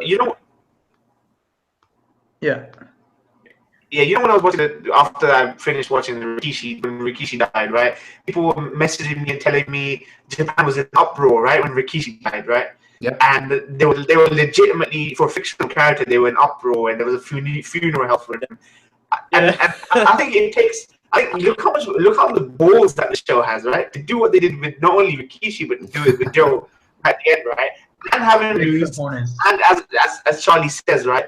Technically, Danpei feels like he failed, and he would have failed because he can't replicate that with anyone else, right?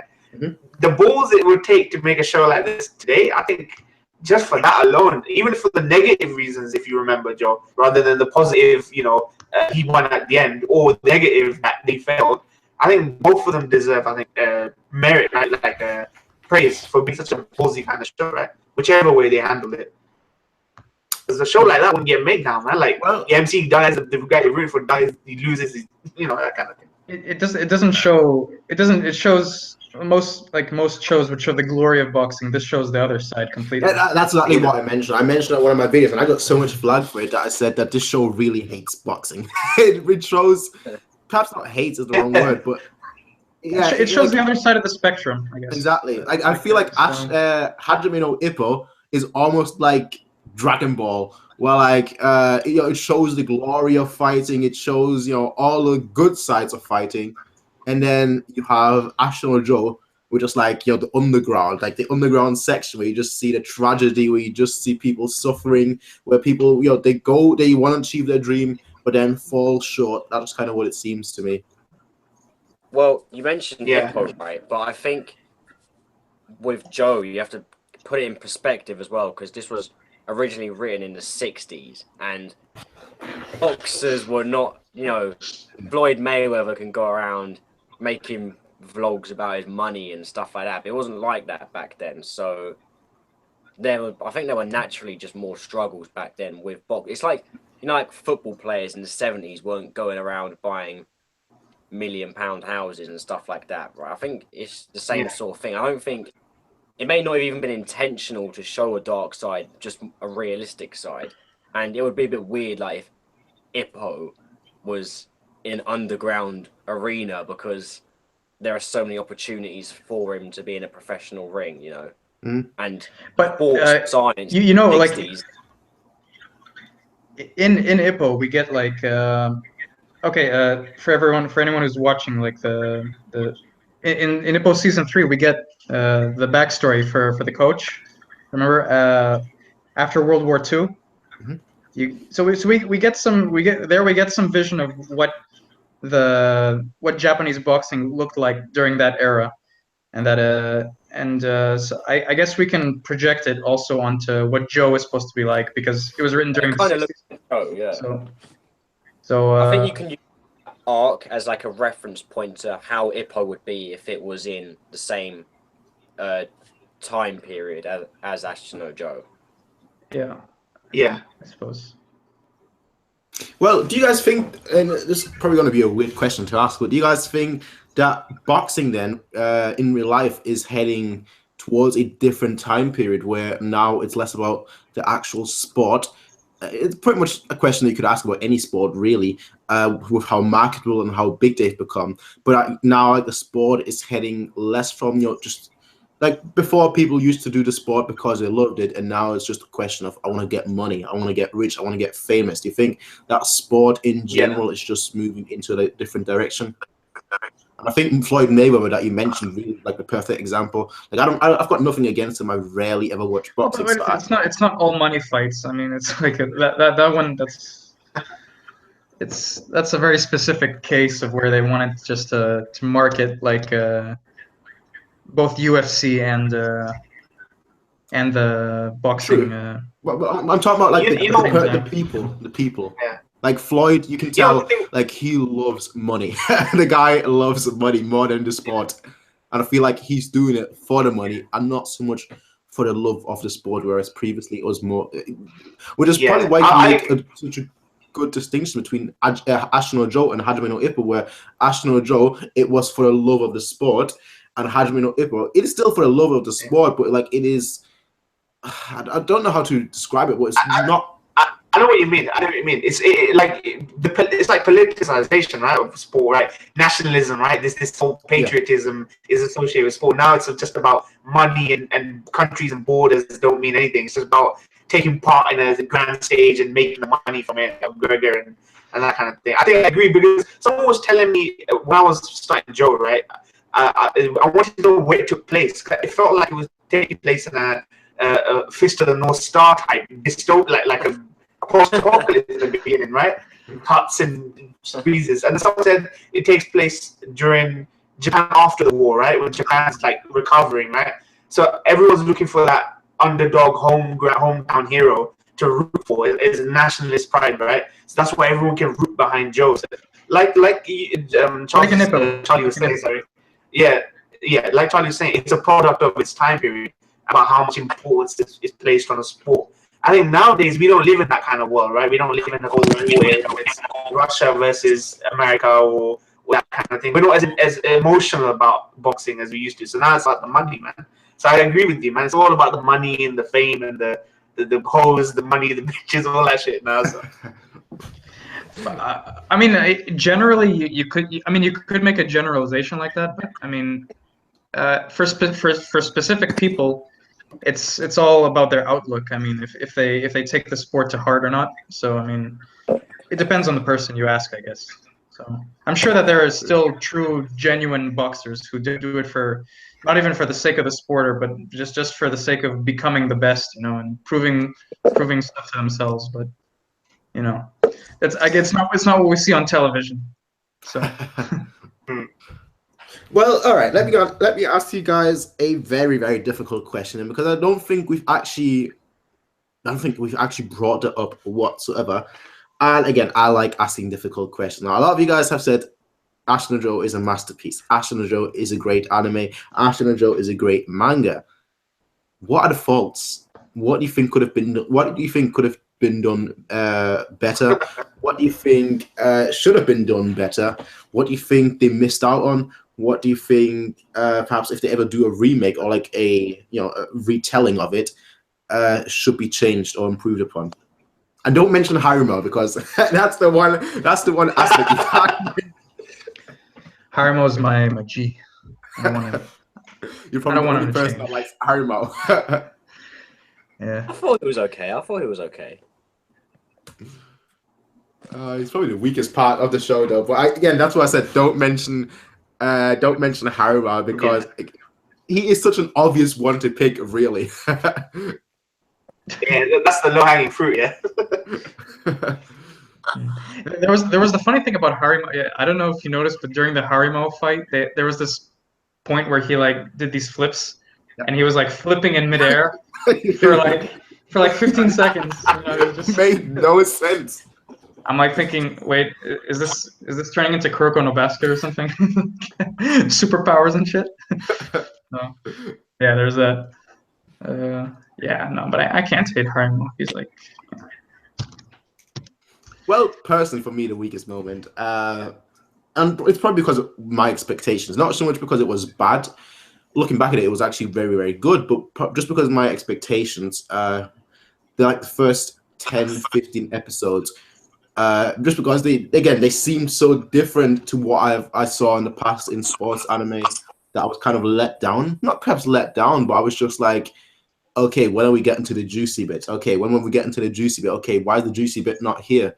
But like looking back at it, those are really, really good episodes. Those are really, really good character episodes.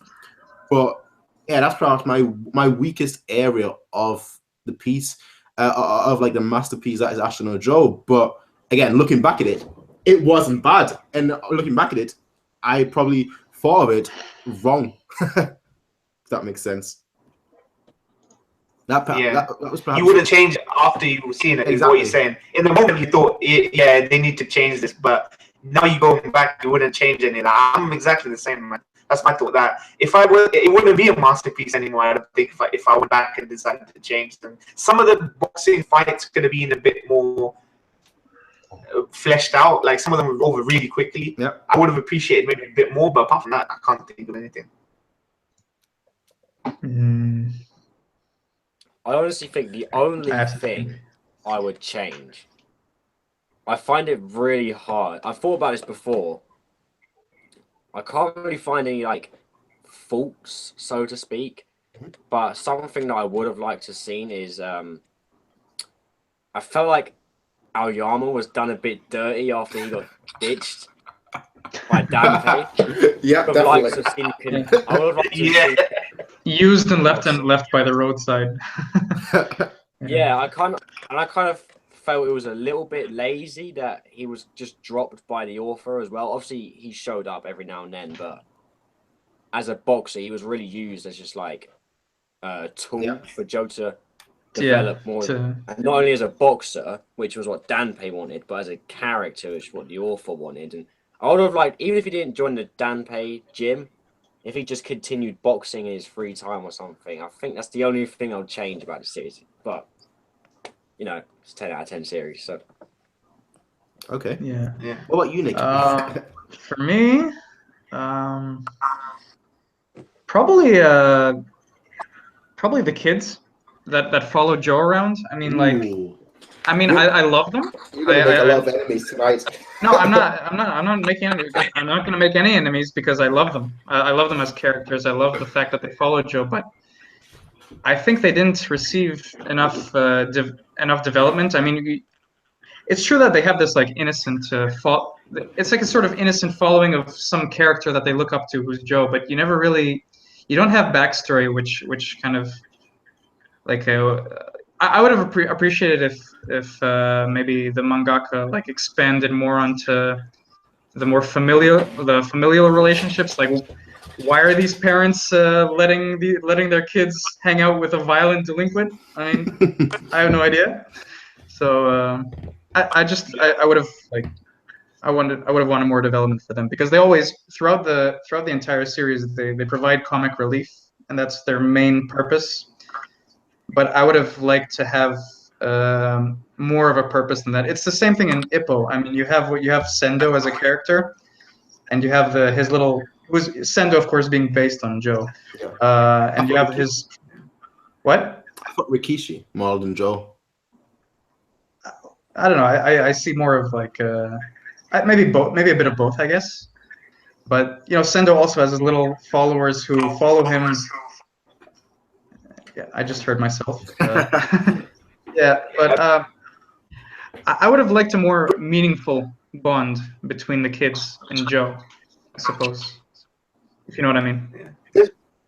There's one controversial part where I think you can mention, right, as far as like changing the show going. I think it's some people don't like the decision to end Joe where it ended, him just sitting there.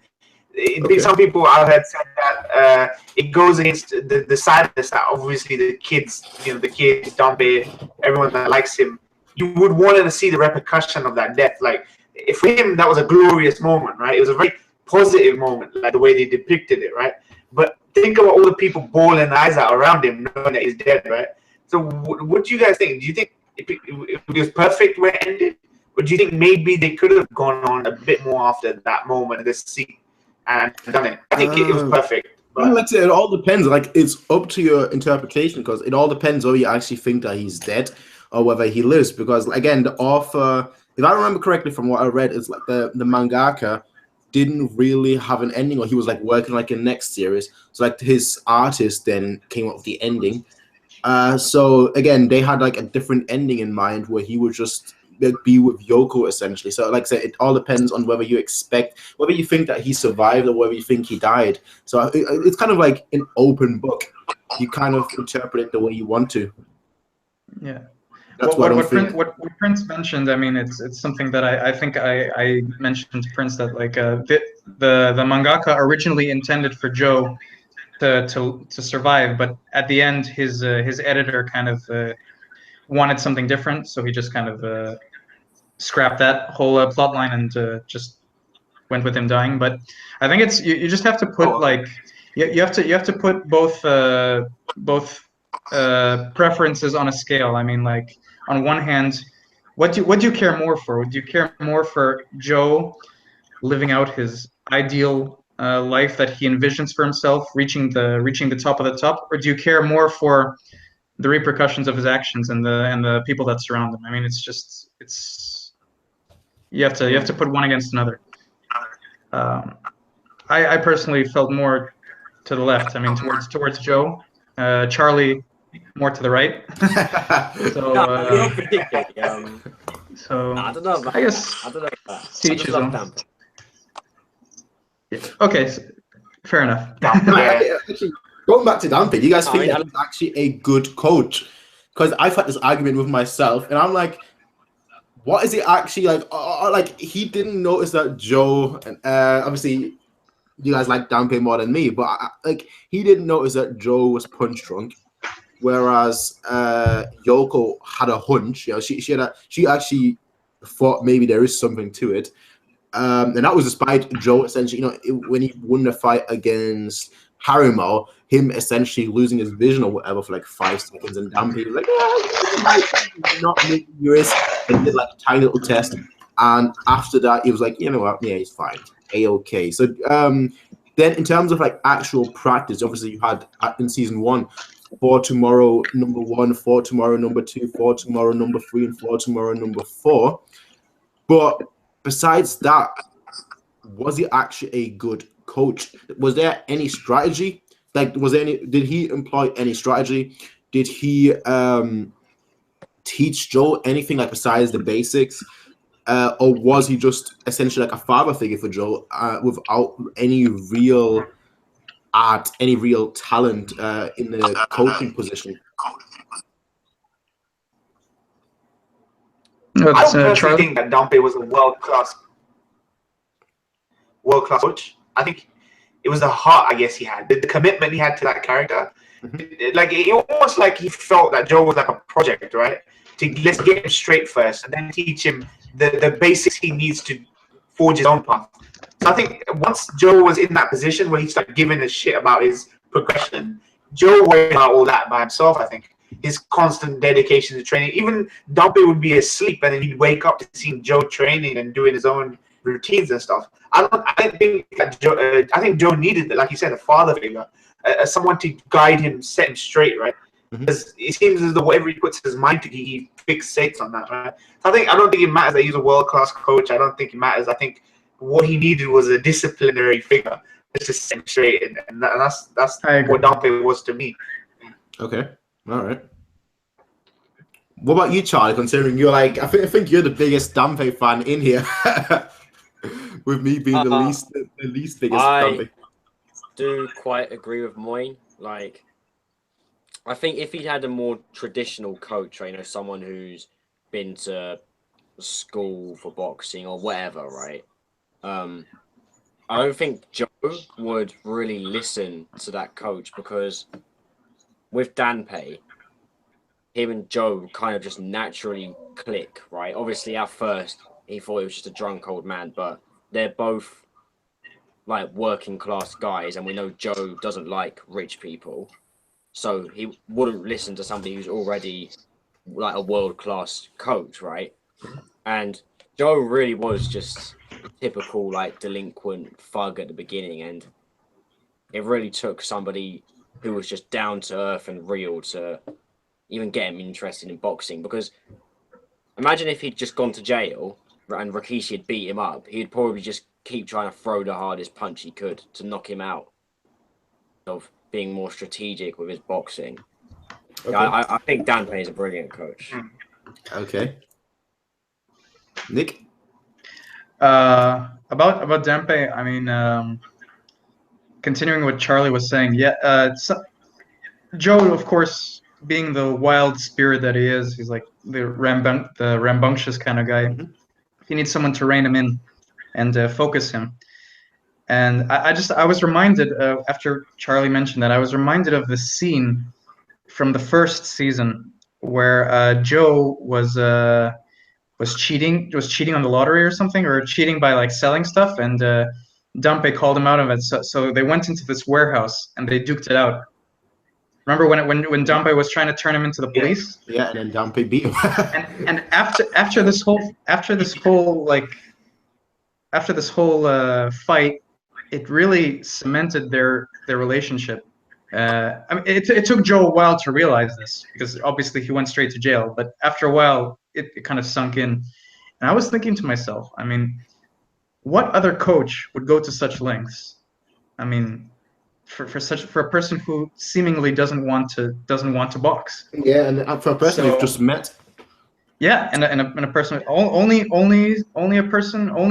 drunkard would do this for. I mean, and as for his training technique afterwards, I mean, of course, Danpei teaches Joe to the extent of his capability. I mean, he he teaches him what he can, not as a professionally trained boxing coach, but as a retired boxer.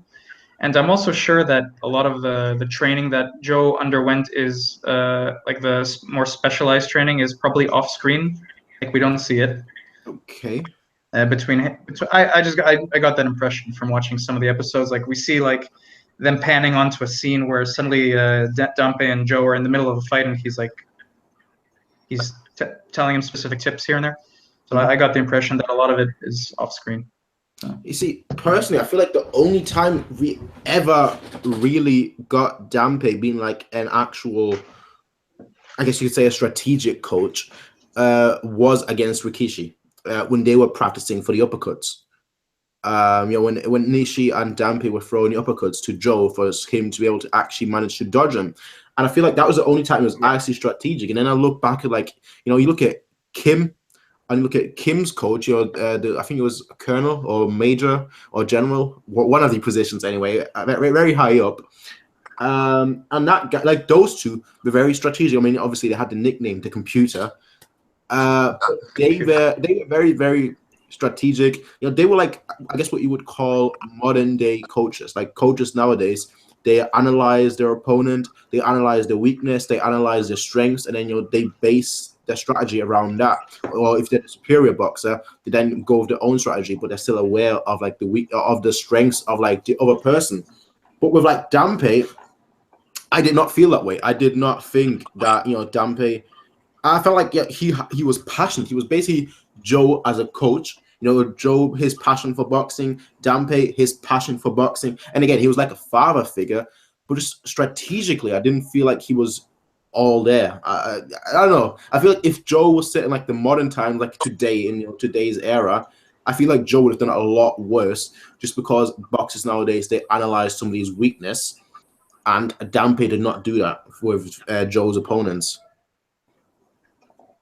So that's just my overall take on Dampe as a coach. I could think of coaches that I liked less throughout the series. Like I wasn't a big fan of Robert, Carlos's coach. I mean, he was gone. Even when Robert came back, he was gone. So somebody brought to my attention that Robert should have been aware that when Carlos came back, when Joe met Carlos again after he was already broken, that Robert would have been told about that, but he never actually went to see Carlos, so he just basically abandoned him, despite them being childhood friends. But regardless of that, I mean, all we didn't really. He looked more like a promoter of Carlos's fights rather than a person who actually took the time to train. Maybe Carlos needed less training because he was already at the top of the top. Mm-hmm. Maybe in their past they were much more like coach trainee, but from what we saw throughout the series, he was more of just like his PR guy. Yeah. And the only other thing that we saw was him shouting Carlos 100 times. Oh no, Carlos! No, that's basically what every coach does in Ashita Joe. Joe, no, my Joe. Robert was funnier though, I think. The English.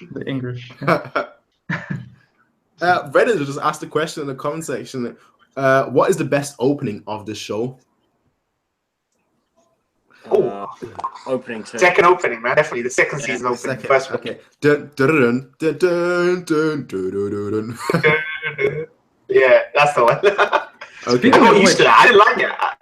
Yeah. Prince, for a person who during every manga live reaction that you do has the Joe opening on loop, driving it into our brains. We're not playing it here. Yeah, I know. Why not? that is probably my favorite Ashita Joe. I mean, it's not really an opening considering it's the anniversary edition of the first opening, but I feel like the first opening is just so iconic. Like every time you hear just like the. I remember the lyrics. I memorized all the lyrics of that. That's how memorable it was. Like every time you just hear like that bum bum, you just have to go along with it. You can't stop. So Midnight Bleeds kind of filled the theme for like the latter half of like the second season, where it's like kind of somber, you know, kind of just like, okay, you know, it's not you know, energetic or whatnot. It's just kind of like I know the word you're looking for. Bittersweet. Yeah. Right. Yeah. Yeah. That's almost what it seemed like. I I liked it a lot more the more I listened to it. The more like the season progressed, like the more I actually saw what was happening to Joe. But I have to say, the first opening I think is my favorite. The anniversary edition is my favorite, definitely. But like the first opening, I feel like is my personal favorite. But what about you, Charlie? For me, actually, you've read the Midnight manga, so I don't. Well, as far as I know, the only openings in Joe, so you got the first one, Yep. you know, like the drums, Boom. and the season 2 opening. I think that's I don't know what it's called in Japanese, but it's Midnight Blues, the jazzy one. No, that's the third opening, but the second one is how does it go? I just sang it as well. Dun, dun, dun, dun, dun, dun, dun, dun. That one. You mean that one, right? I don't know the name. One that goes like dun, dun, dun, dun. That one. That's you mean the Yoko theme? Oh, the first opening for second season, yeah. Right, that's my favorite one. That's my favorite one. Yeah. Because I remember when I was reading Yeah, same. Curious. Like, I just got curious about what the openings are. So I was still reading. I was like, let me just look up one of the openings. And that's just why I came across. And I was like, okay, this is pretty sick. Okay. And yeah, but the first one's cool too. That's the first one to me. Is just so. It's almost like Western, and that's why I like it so much. Yeah. Like it's, yeah, like the other ones seem more like perhaps not, you know, like newer openings, because newer openings they all have like a, you know, a good vocal whatnot, like, you know, fast paced vocal. But I felt like, you know, like the first one especially was just like, okay, you know, this is an old show. You're gonna have to, you know, sit through this. This is not gonna be something that, you know, you can just watch for like 5 minutes, get some laughs out of, and then you'll be like, you know what, okay, that's enough. This is something that you're gonna have to actually focus. That's gonna be gritty. It's gonna be like a Western almost, like, you know, the first person to draw their gun, whatever, loses. If that makes sense. Yeah. Yeah, that was sick openings. I'm thinking for me, I'd have to say Midnight Blues though. I think that's I also have like a background as a musician. I used to play a lot of jazz piano, so I think Prince has heard me play a bit. Yep. It kind of resonated. It really resonated with me, the whole blues, the whole bittersweet vibe of it. It fit the tone perfectly of the show, because while the first opening of the first season fit the tone because it was very, very raw and very manly, kind of like a JoJo opening has to be. The second one, it also, I mean, it just not only the opening of the second season, but also the ending, the jazzy synthesizer piano. Okay. Yep. You know, the kind of mellow outro that it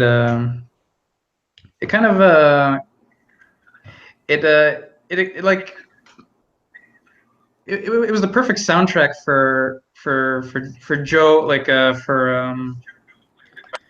for Joe's situation, I guess, and how he was near the end of the series. Mm-hmm. So that's I like that one the most. Yeah. Sue me. Well, you kind of just touched up upon like the endings. What is everyone's favorite ending? Because I think mine is pretty obvious considering how big of a Rikishi fan I am. His name was Rikishi Toro ending was just legendary in my opinion. That's his theme was wicked. Yeah. What was it? Yeah, that one off outro. Yeah. What was the outro then? How did it go? You know, I don't know how it actually goes, like singing wise, but like the words are something like his name is Rikishi Toru. Oh yeah! Wow, that was awesome. Yeah. I was like, to me, that felt like something out of Fist of the North Star, like something really bombastic with like. I've not seen Fist of the North Star. Yeah. No, it's like where they got the big orchestras like playing and like with the trumpets and everything. So when I think of Rikishi, I think of trumpets. So kind of. So Yeah, he does give us that kind of like that. The first scene you see of him is literally just like just dodging balls there. That's just like, yeah, I'm here, ladies and gentlemen. This is me. Exactly. So, yeah. Right. Let's considering the show is called Ashita no Joe, let's talk about the future. I think all of us are aware that Megalobox has been announced, which is supposed to be inspired. Not a sequel, not.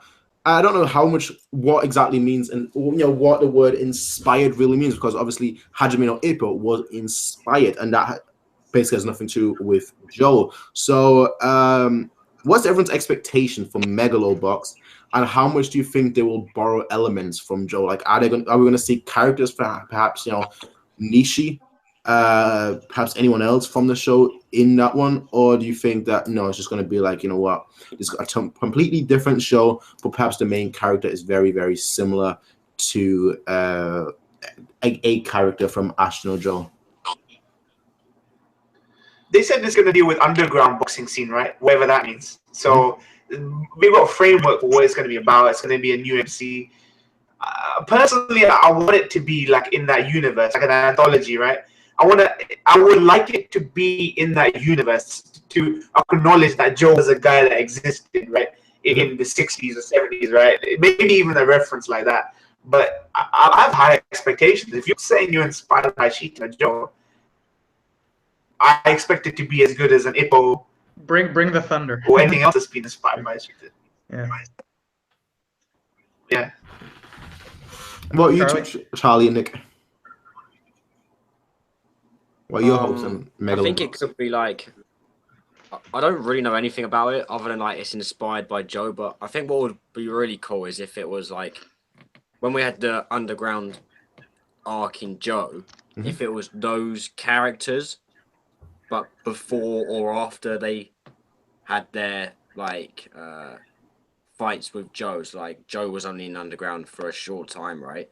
But these guys had been there for a lot longer. So if it was before he joined or after he'd left, I think that would be kind of cool. But I doubt it'll be that. But that'd be pretty cool. Okay. I think there is some potential to include some characters in it, like something that I would be interested in seeing, like if hypothetically they did decide that it's in universe, like for instance the MC eventually meeting like Jose, and Jose like recounting their fight to the MC or something like that. Something like that could be really awesome. Or maybe even Dampe being like the trainer of one of the opponents of the MC, and seeing Joe in the main character. These are all like potentially cool additions that could be incorporated in the show. Yeah, like that I would jive with, but I wouldn't like be okay with like them like reviving Joe or something. I don't know. I find it the only scenario where like, let's say if they do go there, which I don't want them to, if they do go there, if they do revive Joe, the only kind of scenario I would want to see is like Joe is he's revived and he's jaded by the modern boxing world. like what you guys mentioned, that everything is about money and everything is about, but he sees the glimmer in the main character. He sees himself in him, and but he's not boxing anymore. Joe wouldn't be boxing. He'd be like overseeing like the main, that if they had to do that, at least do something like that, Okay. What do you guys think? One thing I'm sure it won't do is betray the open-endedness of Joe. I don't feel they're gonna do that, because let's assume it does take place in the same universe. They're not gonna give us like a definitive conclusion. So maybe Joe won't be in it, but maybe in some form, some side characters may cross over. Maybe at the very least. But if it's not in the Joe universe, I see it being kind of like a modern day delinquent, right? With modern day delinquency problems, if it's Megalobox. So some dude is on the underground boxing scene. Maybe he's in trouble with the law. Maybe set it in a more contemporary kind of setting. If it's going to be inspired by, maybe they'll do it that way.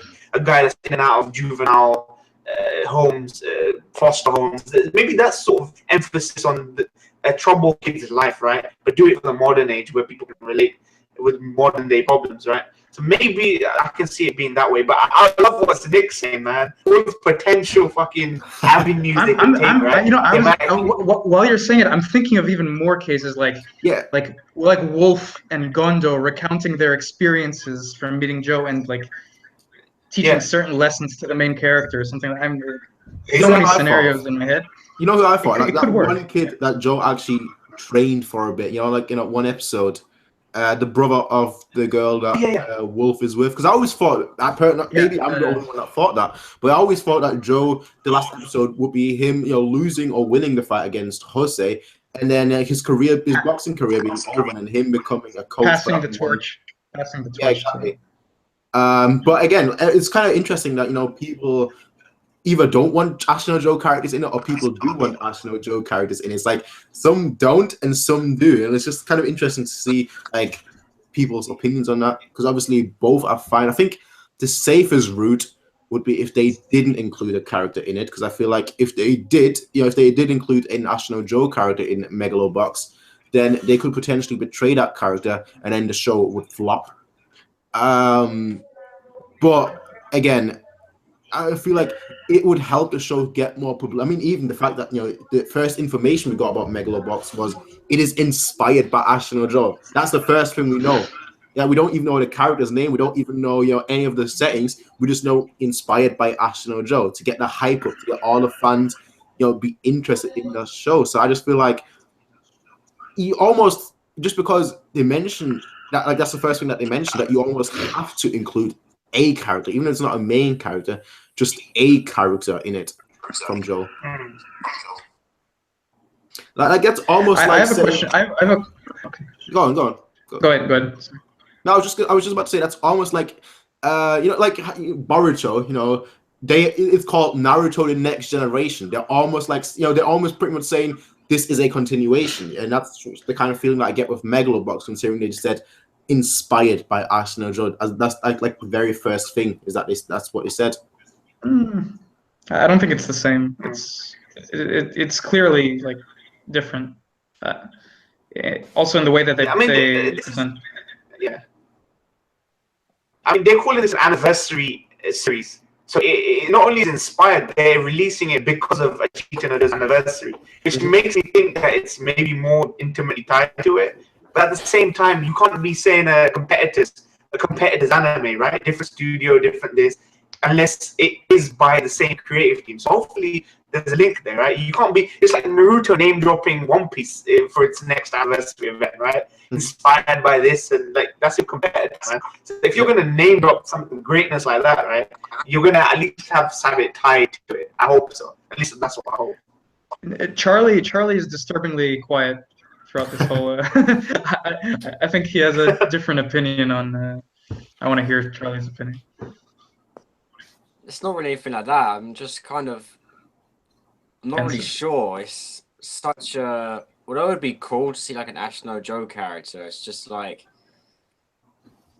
It really is quite a thin line they'd be treading, because Ashino Joe is what it is, right? And it has been for decades. Yep, almost 50 years. And to go and alter that, even just a tiny bit, such a risk. I think any time an author or anyone goes back and adjusts a character, they really are running the risk of like just, even if they're making the character objectively better, right? They might say, "Oh, let's give this character some backstory that you'll really like. Let's flesh him out a bit more." It can still a character for you, but it just changes it, and I'm not sure if I would be happy with Ashino Joe character being in it unless the original manga Charlie just wants had some sort of input. Like Charlie just wants it.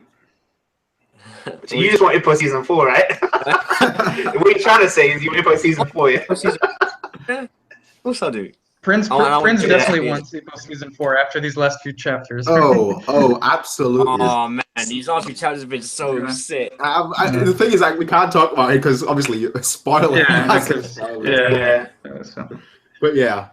I have something to say about like it's like established masterpieces.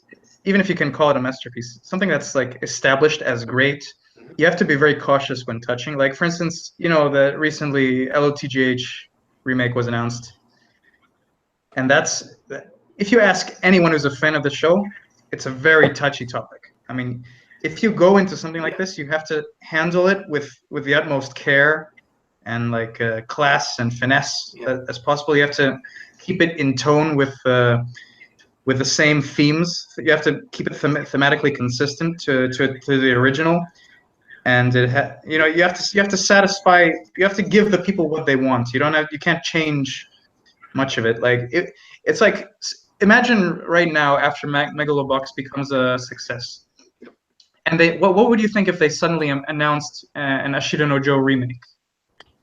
What would be your initial reaction? I just like want to know for. Well, first of all, they need to get somebody that can scream like the original Dampé voice actor, because you need that Joe. Without I can tell you, it's obviously going to happen because studios love money and they're going to use it. I'm speaking practically. It's definitely going to happen that Joe will one day get a remake. It has to be the right studio. It's inevitable. It has to be the right studio, because the thing with Joe is like, and I feel like a lot of studios will get that wrong, and that's, I feel, for me, the distinction between Ippo and Joe. Whereas Ippo is kind of, I mentioned it earlier, but it's kind of like Dragon Ball Z of the boxing anime. Like you watch it for the fights, primarily for the fights. Yeah. The fights are 10 episodes long, and you just watch it like, yes, I want to see this. But then with Joe, it's more about the character. So I feel like a lot of studios might get that wrong, and they instead of focusing on the character, instead of highlighting the character and his just the character in of itself, they're gonna get that wrong, and they're just gonna focus on the fights. Like in LOTGH, if they, instead of focusing on the philosophy and the politics behind all the debates or the characters themselves, they suddenly focus way too much on the space battles, like Moin mentioned. They make them fancy and which is it's not the meat of the series. So, but one thing is, it's interesting we're getting Megalobox when we don't get it for season 4 though. Isn't it kind of strange though? We get an anniversary Ashita no Joe boxing anime, but you can't get something as mainstream as Ippo back. But I think maybe that indicates that this isn't necessarily about the money. At the end of the day, it would have been a very easy thing to get it back by now, or if it was about that. And Megalobox looks like it's a project, like it's got a specific production team behind it that want to do it justice, right? Yeah.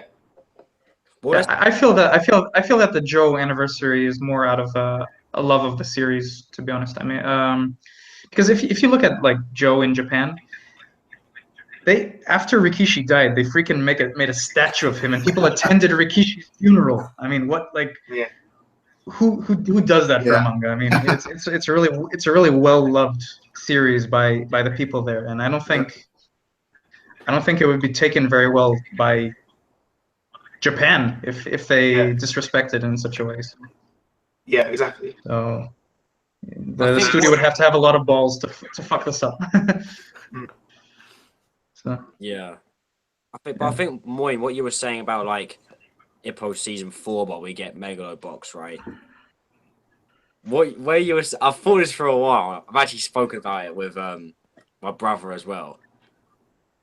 Where you say like, it'd be easy. It's interesting how they said, okay, let's do Megalobox, right? When I suppose Ippo's like sort of loosely inspired by Ashita no Joe, I guess. It has some similarities. So I guess his studio could probably quite easily say we're doing Ippo season 4 as a Ashita no Joe anniversary thing, right? Because I think the mangaka are friends. But you say like because it's more mainstream, right? But I think that's only in certain circles. Like, you got to remember, a lot of the people we sort of like communicate with on Twitter and Facebook, also watch like Khan's reactions. So I think you're like typical. If you go out to an anime convention, there is absolutely no Ippo in sight anywhere. Like, you know, I wouldn't say it's a money guaranteed thing at all. So perhaps having like Megalobox as a new series, completely fresh start, could be quite successful, I think. Like what D Berserker wrote, he said he feels that the sincerity and the atmosphere would be ruined in a remake. Yes, it could be. It's like trying to recreate magic. It's not going to work. Like maybe it'll work 10% of the time. But Well, it's not just the studio and the creator. It's all the circumstances of everything that brought them together to create this. It's like I know, Moin, that you did FLCL, you know, the OVA. Yeah, I didn't really, but I think it was decent. I know you didn't like that, but I mean, a lot of people love that as it has this sort of cult status. And now you know that they announced season 2 and season 3 for it. For an original 6-episode OVA series, and I'm thinking like it would be like doing a sequel or a remake of Pulp Fiction without Samuel L. Jackson or something. It's like you don't touch this. You don't touch cult things, you know. Yeah. So it kind of Joe would be. I mean, look at how you felt about Kino's Journey, the recent one. Like, you didn't particularly like the new Kino's Journey. I dropped it already. I mean, like I didn't feel it lived up to the original, but you know, they attempted, and it was good that they tried. I think so, because but you know, at the end of the day, you have to know when to pack it up. Yeah, I don't think we can afford good tries anymore in this day and age. A good try usually comes out really badly for things. You know, like, you're always gonna measure it to those grades and stuff. So I think, you know, I hope well for Megalobox 2018, right? LOTGH readaptation 2018. Next year could be either really good or really bad. So we'll see. Hey, Rico. It all really matters, honestly, to the studio. I feel like you can actually. I'm probably opposed to you guys, but I feel like you can actually make a good Ashino Joe remake. I probably have to get used to the character models, because obviously new character models of anime characters look totally different than obviously the Ashino Joe models. But I feel like if the right studio handles it, because it is so character based, you know, it is all about. It's less about just the animation, but more so about just the characterization, that I feel like it's much easier to do if you have the template already, but you just need to actually focus on the right thing. And that's the important thing. You know, I feel like if you give it to a studio that focuses, you know, on like the battle, you know, on like cliffhangers and that kind of stuff, I feel like that would kind of ruin it. But if you give it to a studio that just, you know, wants to do it almost like a fan, you know, if you give it to the fans and tell them, you guys go and do your own fan project, that would, you know, they will do a fantastic job of it, because they know exactly what made Ashino Joe so great. So they'll know exactly how to make Ashino Joe, you know, the remake or the sequel, even better, if that makes sense. Yeah. I want to mention what Derek wrote here. He said a Dampé prequel OVA would be kind of interesting, though. Oh, that'd be sick. As an anniversary idea for Joe, maybe making a Dampé prequel leading up to, like, the final scene would be him meeting Joe. That would be amazing if it's done well. I think that would be great. It's actually a good idea. That would actually be very interesting, because he mentioned his past, you know, and you got to see a bit like where he got into scuffles, and he attacked it. I think he attacked his coach or something. I'd love to see that more. You know, it's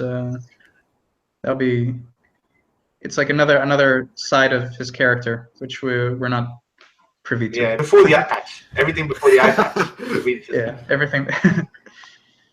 Before he became a pirate. Yeah. I think about it now, a Rikishi one wouldn't be bad either. Before he went to prison.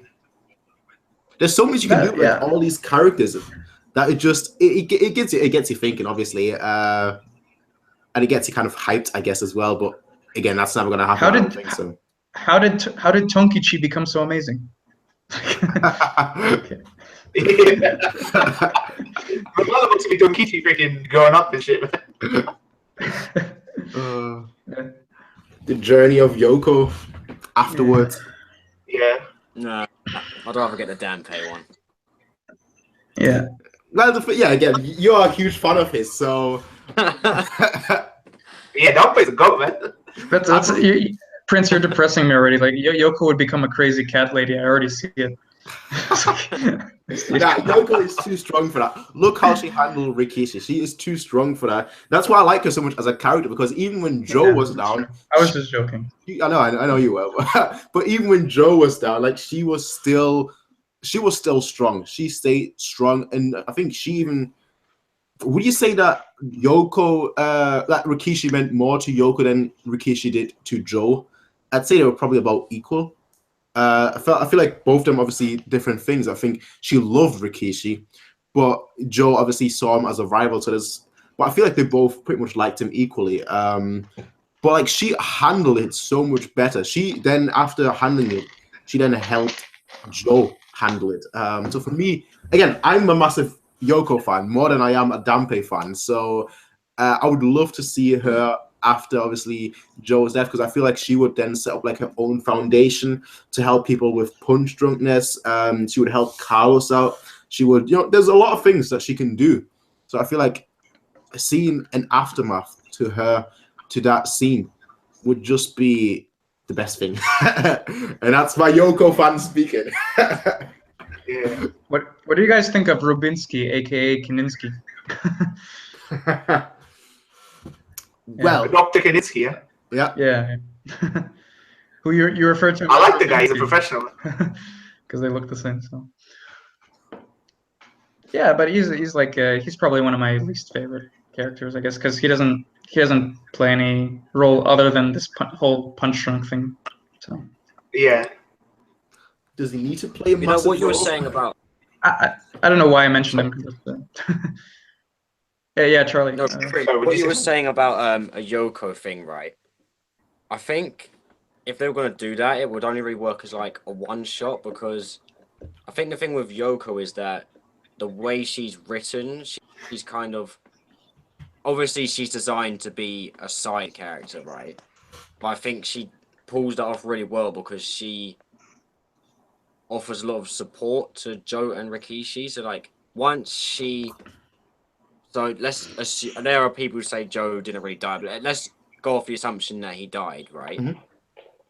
I kind of feel like even if Yoko set up her own foundation, I don't really know what would happen in the series. Like, I think she would have to find a new boxer for the series to become interesting. Like, her life might be interesting to her, but as a viewer, I think it would be possible that she'd find another boxer to become attached to anyway. Maybe one of Danpei's other. She might become interested in, because they might be inspired by Joe himself. Here's an interesting thought. Gondo could he become a boxer? Could she then fall for him? Wasn't Gondo could. He's actually good. Wasn't he? I remember in season 1. After episode 54, when Joe goes off on his own, like depressed, like fighting underground boxing, was Charlie? Maybe you remember. Was Gondo the one that joined him there? Because I remember there was a character like Gondo who was like in the ring with him. I could be wrong, but I think it was Gondo. My memory is really hazy of season 1. So you're really testing my memory there, to be honest. Yeah. But I think there was something like that. I have to reread the manga or just the episodes. I remember Gondo, and I remember the underground boxing like main opponent, but I don't remember if they're the same person or not, to be honest. Yeah. Okay. We'll have to check and get back to you guys. All right. Well, King Recon poses an interesting question. We kind of touched upon that earlier with like the openings and endings, but what do you guys all think about like the overall soundtrack of Ashino Joe? I mean, like I said, I touched upon it earlier. I feel like there are a lot of great tracks. Like the first three openings, the openings are all great. The first one being my personal favorite. And then like the ending wise, Rikishi, the Rikishi theme is my favorite. Besides that, the one that always comes to mind is, I believe it's called Chinatown music, which I really, really like. It's the one that always plays when like Joe is fighting. So, I mean, what do you guys think about the overall soundtrack? I love it, man. Like you can always remember them, right, by memory alone. Yeah. There's Naruto openings I can't remember. I only know You Were My Friend Naruto openings, and I can't remember any of the other ones. Fighting Dreamers. But I can. Come on, man. Yeah. I'm not a big fanboy of Makenshi. It's got some sick openings. I can remember. Yeah. Then you've got Bluebird. I mean, I remember them all probably because I've watched Naruto like 50 times, so that's why. Yeah. We're all laughing at it, but secretly we all love it. So, let's be honest. We take jabs at it, but at the end of the day, you know, it is what it is. No, you guys take jabs at it. I don't. Yeah. I love everything before the Great Ninja War. Everything before that I thought was really good, but after that, then like. Yeah, I'm gonna agree with you on that one. My favorite one was probably the Chunin exam of all of Naruto. Yo, what's it? Oh, those are the good days. But yeah, again, my personal favorite was in terms of Ashino Joe's soundtrack was China Fighter. But somebody, Berserker, just brought up that the Shiriki theme, the piano theme. That how did it go again? The Shiriki theme, the dun dun dun dun dun dun dun. Yeah. Like it's such it's such a simple theme, but it's sounded like the funeral march. It is such a simple but memorable theme that like it kind of speaks volumes of the show. That I think it actually sums up the show pretty nice. Like the show as a whole is pretty simple if you look at it like from a broad terms, but it's so memorable. Yeah, it is. Like ultimately, the whistling theme of Joe too. Yeah.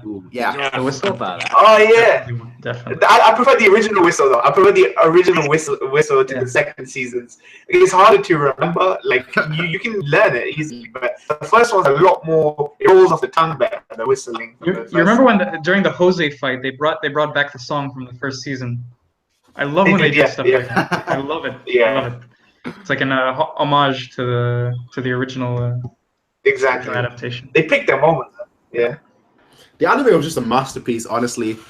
I feel like I need to actually read the manga because I know a lot of people say that a lot of people got into it obviously through the manga. Charlie, you for example, you've got into it through the manga, and like the anime was just such a ride. I don't know whether the manga would be such a ride too. It's just I don't know. It really is. I think it was faithfully adapted, so I don't really see the necessity in like. I mean, if you ever want to revisit the series, like in a couple years or so, I would say maybe try the manga. Mm-hmm. But like, there's nothing urgent like right now sitting down and reading volumes because it's generally the same and it was adapted well. So. Yeah, it is really good adaptation.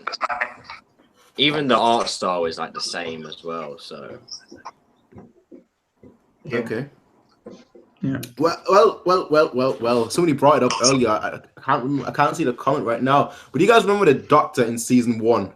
That was essentially just there for like 10 episodes. He's filler. He's filler. Yeah, I was gonna say that. Where did he go? I was so watching that. He's I filler. have no memory He of wasn't it. there in season 2. I was like, where is he? Where did he just go? He's filler. He stepped his shack across from the gym, and now he's gone. Exactly. The guy died off screen. The other guy that died off screen. No, you never know. He might have like bigger and better things. Might be a big time doctor. Yeah, he accidentally injected himself with one of his shady drugs. He's selling crystal meth now, yeah? Under the Bridge of Dreams. Heisenberg's competitor. Yeah, this poor doctor, man. Throwing shade his way. Yeah. He's a good man.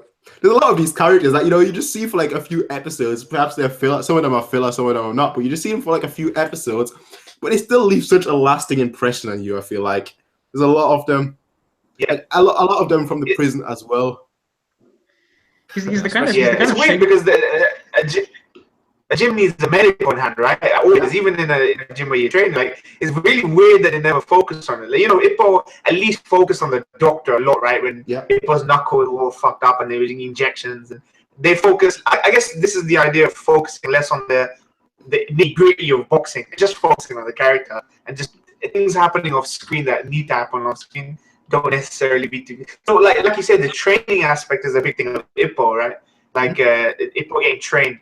But because the focus is solely on character and psychology of Joe, that they think that stuff can happen off screen and no one will really care. And to be honest, I didn't care either because I've seen all that stuff in Ippo. I wanted to, focus the mind of Joe, I think. So yeah, I have a question for you guys.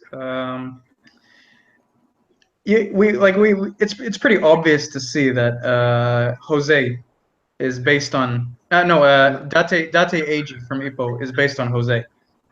It's pretty clear to see. Yeah. I've said more. What's the guy's name? Martinez. Everything. The corkscrew punch, the family. Heartbreak shot. It's like a lot of elements are taken from there. Which would you say, like, who do you guys prefer? Like who? Well, I was actually going to bring up that question later. Who do you think would win? Who do you think would win? Obviously, between Martinez and not Martinez. Is he just too good? Wait, but I don't know. Jose. I do prefer Doctor. I think, yeah. Martinez. Prince Martinez is an Ippo character. You mean Mendoza? No, I actually meant Martinez. That's what I said. I thought Jose was more. Well, Martinez resembled Jose a lot more. Yeah, but let's not talk about him because I think that's isn't he like a manga only character? I think he's later. No, I think he's been mentioned. He's in like season 2. Okay, I'm not so sure about that. I forgot already. But anyway, the point is that Jose is awesome. That's the point. And the question is, the only thing with Date is that like he's kind of more like, I guess you kind of feel sorry for him because he's dropped off in a similar way to how Joe did. Mm-hmm. So you kind of really root for him. I think that's the only key difference between the two of them. Yeah. Okay, well, who do you guys think would win in the fight between Jose and Date? You could say his prime was when he fought against Martinez.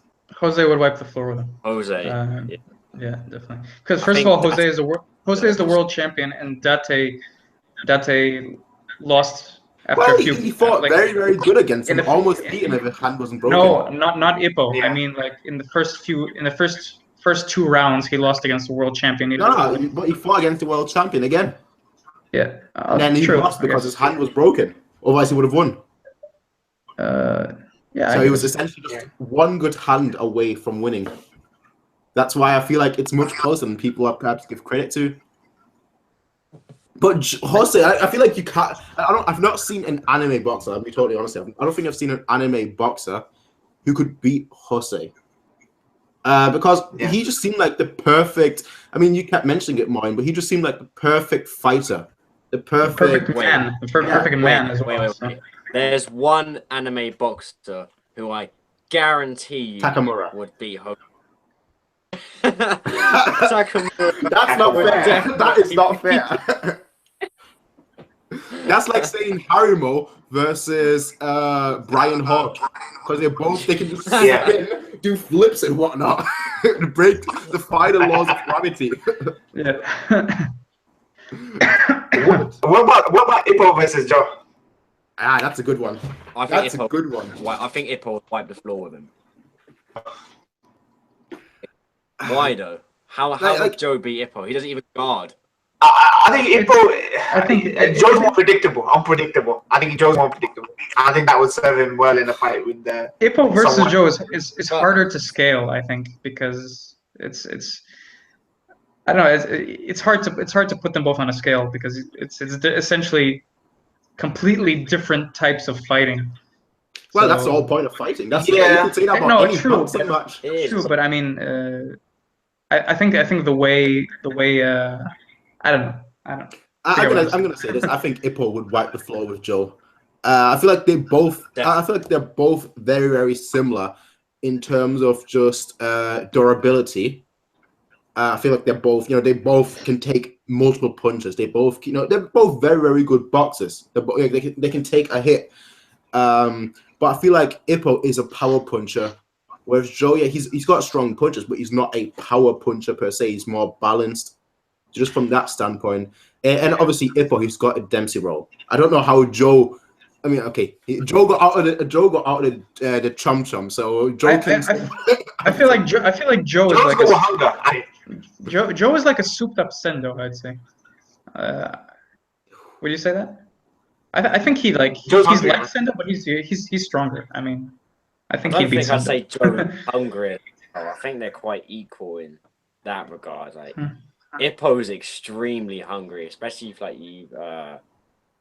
if you look for it, Ippo is as hungry as Joe, I'd say. But I think you have to keep in mind as well, Ippo's heavier than Joe is. Yeah.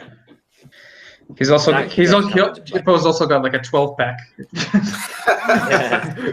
Like a tank. He's still muscles on muscles. Well, Derek Campbell just asked Rikishi versus Miyata/Sendo. That's another difficult one. Let's keep this in mind as well. Joe and Rikishi are from the 60s and 70s when there was no sports science at all. Yep. But like Ippo, Miyata, Sendo, they can safely approach this fight, and it's completely different to how it was back then. It was a time of guts. You're saying like guts and tenacity. There's no guarantee that Rikishi and Joe would even understand the techniques that Ippo characters would use, just because they're so modern day. True. I have no idea how you would get out of that. Your favorite signature move? Cross counter or a Dempsey roll? Dempsey roll, easily. Just like, yeah. Non-stop, definitely the Dempsey roll. True, but cross counter is referenced more. Cross counter was like inconsistent, right? The cross counter. The cross counter to an extent, like I understood the logic of the cross counter, but like when they did like the triple cross counter, I was like, how does that do 12 times the damage? Where's the logic in that? It should just do twice the damage, but 12 times the damage. I don't know. Yeah, that's the big Shaq match, isn't it? That's a big Shaq match. It's exponential, 2 plus 2 is 12. Quick minus 1, that's 60 quick. Yeah.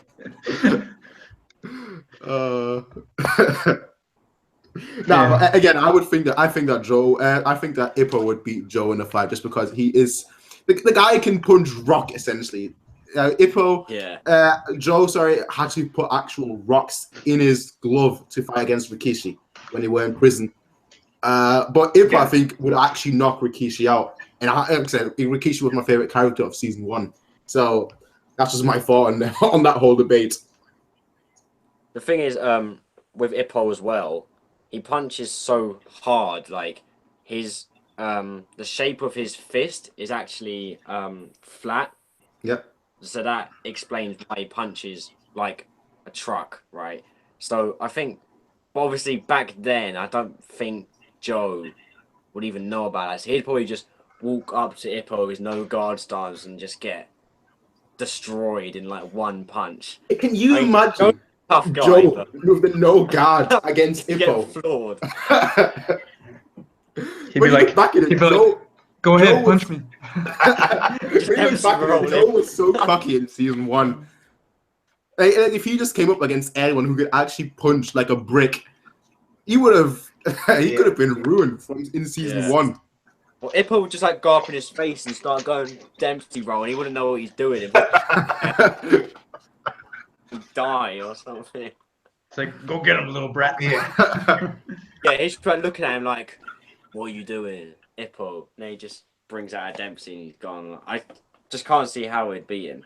I can imagine Ippo initially getting nervous by how unexpected his like Joe's fighting style is, but eventually he'd pretty much like destroy him, I think. Yeah, he'd adjust. Yeah. So Yeah. Ippo's the kind of character. By the way, about adjusting, Ippo, like throughout most of the series, he's the kind of guy that, you know, first takes the punches and then adjusts and then eventually defeats the person in the end. Would you say Joe is the same kind of character? Yeah. Definitely. Yes. Yeah. Well, Saljan actually made up a great point just now that Joe. I don't actually agree with what he said, but Joe beat a guy who fights bulls with one punch. He knocks out a bull. Don't forget that. So Yeah. that makes no sense in the first place. I don't know if Ippo could take out. Well, maybe Ippo could. Well, you see that? You saw season 3, right? Takamura took out a bear, so Okay. Yeah, and let's keep in mind. Yeah. But you saw Okay, season right. 3 of Ippo, right? Like where what's the coach name? The coach name, Ippo's coach.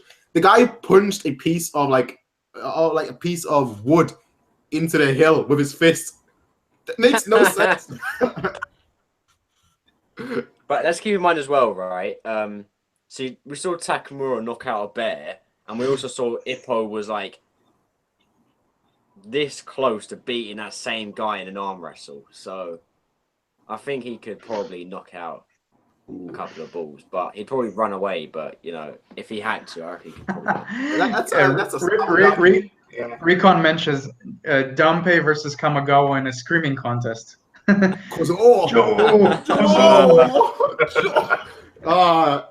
scream is legendary. Dampe would win. Dampe would win. Just because he would scream in that most epic voice ever. Just like, I'm going to do my best impression right now, but just like, Yo! It just, you couldn't get a voice actor who does that nowadays. You know, like every time you see a Kamigawa scream during a fight, he's always going like, Kodo! Slamming up on the mat. That's the requirement of being a good coach, being able to scream. Yes, slam on the feet and shout your boxers as loud as you can. Oh, your boxer's about to lose. Well, all you have to do is just scream and he gets back up. It's like all these old Ashton and Joe commercials now on YouTube, which are just hilarious. Yeah. Yeah, I've seen a couple, and some of them have like really like good animation. Actually, I was surprised at seeing them. So it just shows you how influential actually Joe is, considering it is a boxing anime. Again, some people cry, like they made a real life funeral for Rikishi. Who would have ever thought like a boxing anime would would get that kind of hundreds of people attended. That's like it's not just like it's not like they put like a statue or something. It was they did a full on funeral for the guy. So it was like. Right, let me ask you this: would you guys have gone? They don't do that shit nowadays. They don't do that shit nowadays, man. It's so normal for like manga characters right now. So it's been done so many times. Imagine how many funerals they would have to do for like something like Berserk. Funeral for Peasant 1, funeral for Peasant 2.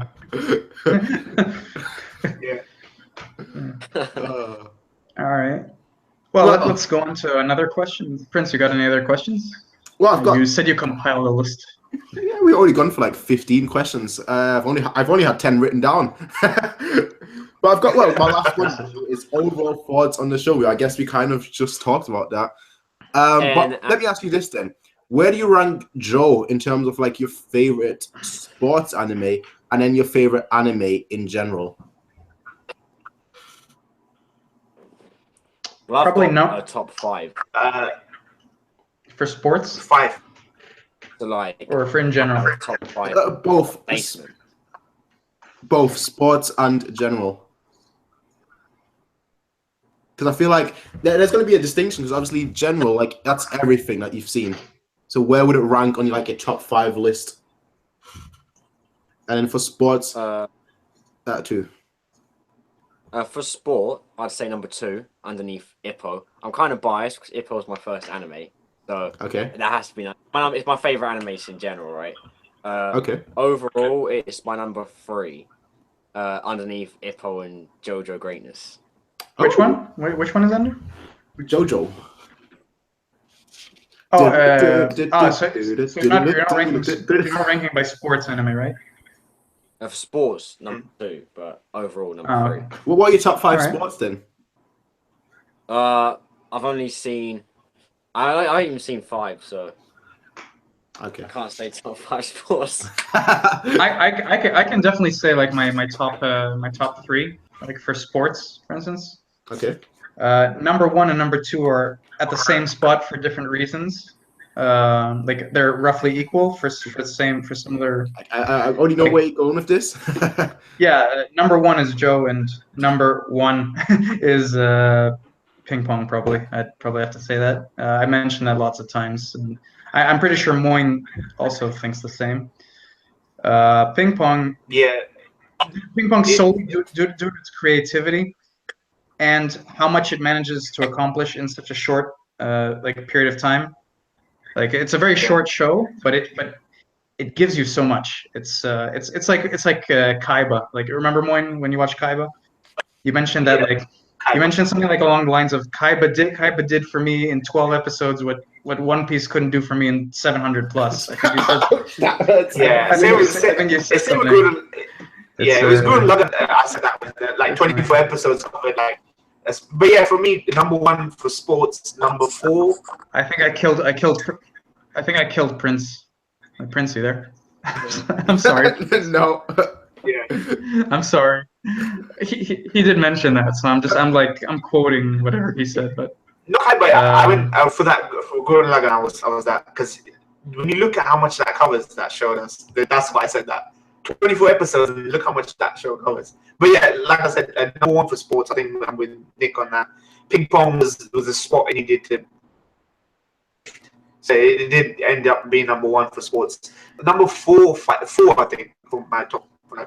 I think ping pong was like from an artistic aspect, like showing like anime as an artistic medium, like Artistic, yeah. in that regard. I think it deserves the top spot. So yeah. Yeah, it was emotional as well. You really root for the characters in such a short amount of time. You really grow to like these characters who barely speak sometimes. You know, there's a little scene here and there. And you understand them. And they don't necessarily have to speak. You can understand by their like the subtle behaviors and cues that they give to one another. Yeah, like one character. I'm gonna mention it on stream just for you plebs that have watched the ping pong. But a character that I really hated finds a grey hair of his mum in some biscuit that his mum sent him abroad. Right, just a little moment tells you a lot about his relationship with his mum and stuff, and home comforts and all that kind of thing. So just a little moment like that. I thought that was brilliant. But yeah, they still don't manage to beat ping pong ultimately because. Number 3 for me. I mean, like I mentioned top 3. So number 1 and 2 are Ping Pong and Joe, and number 3 would have to be Touch, which is a baseball series. I don't know if anyone's seen it, but okay. Well, I think for me personally, it is my favorite sports anime. I can say that easily. It used to be Ippo, but Joe overtook it. So Ippo is number 2 for me, and I don't know after that. Probably like I don't know, Tsubasa, number 3. What Captain Tsubasa. Yeah, football. Or should I say soccer? That would be probably number 3. But that's probably like where my sports anime stops. Well, my sports anime list stops. Overall, I can't. That's the thing. I can't rank it overall because I don't really have a top 5. In terms of just anime. I think secretly Moin's favorite is Haikyuu. He couldn't stand how amazing it was that he couldn't watch it after 1.5 episodes. Just secretly right it's his off. favorite. Oh, yeah. The dialogue is what put me off. I love the animation. It's just the dialogue is so cringe, man. Like, you know, when you take it, you can take a piece of dialogue and put it into another anime, and it will fit perfectly in there. And which is typical of maybe shonen animes, which is about karma power-ups and friendships and rivals and this formula, right? I felt like I was watching something early Naruto in a different skin, basically, right? The setup of that. And I know Haikyuu gets lit and the matches are lit and the animations are lit, right? But if I'm cringing after 1.5 episodes, I'm like, okay. Yeah. I'd rather waste my time watching something else for 1.5 episodes, maybe enjoying it and then dropping it or something. I don't know. I still think you should have given it a bit of more of a chance. Maybe I should have. 3 episodes. Yeah. I'm only hearing positive things about it, so yeah, it definitely seems to be something that people really, really love. It's like Prince of Tennis back in the day. Like I remember even friends of mine who didn't watch anime talked about Prince of Tennis, and I was like the only one that didn't watch it, which is usually not the case. That's the that's the OG DBZ of sports anime before Kuroko. Kuroko, I totally forgot that. That would be number 4 on my list. Actually, number 3. Captain Tsubasa would be number 4. I'd say Kuroko, but I'd have to put Slam Dunk higher because I like that more of as a basketball show. But so You should check out 1 Ounce Prince if you get the chance sometime down the line. 1 Ounce is like a psychological baseball anime. Okay. Well, I was thinking of picking up like a new sports anime sooner or later because I kind of missed the sports element. But I was thinking Major, just because there's this one guy whose YouTube name is quite literally "Go Watch Major." So I was like, okay, I need to go and watch Major. Now, just one the topic of a sports anime. Some people debate whether or not this really counts as a sports series. Yeah. But anyone in this stream, including the stream chat, which includes King Rion, because he does live reactions, He's the GOAT. gotta read. King Ron. Grappler. Baki, yes! Finally, someone, yes. Nani? Yes. Oh my god. I think the manga. It's so freaking amazing. If you're not a manga, sick. I can't wait for next year. Netflix bringing out a new season. It's gonna be so sick. People aren't aware of this, but Baki is over 800 chapters altogether. It's a long series, and it's a really long it's awesome. Yeah. It's awesome. Yeah. It's like Ippo meets like Fist of the North Star meets MMA. It's like it's insane. It's insane. Yo, Yujiro, that's my boy. Time for it to go on my imaginary list. The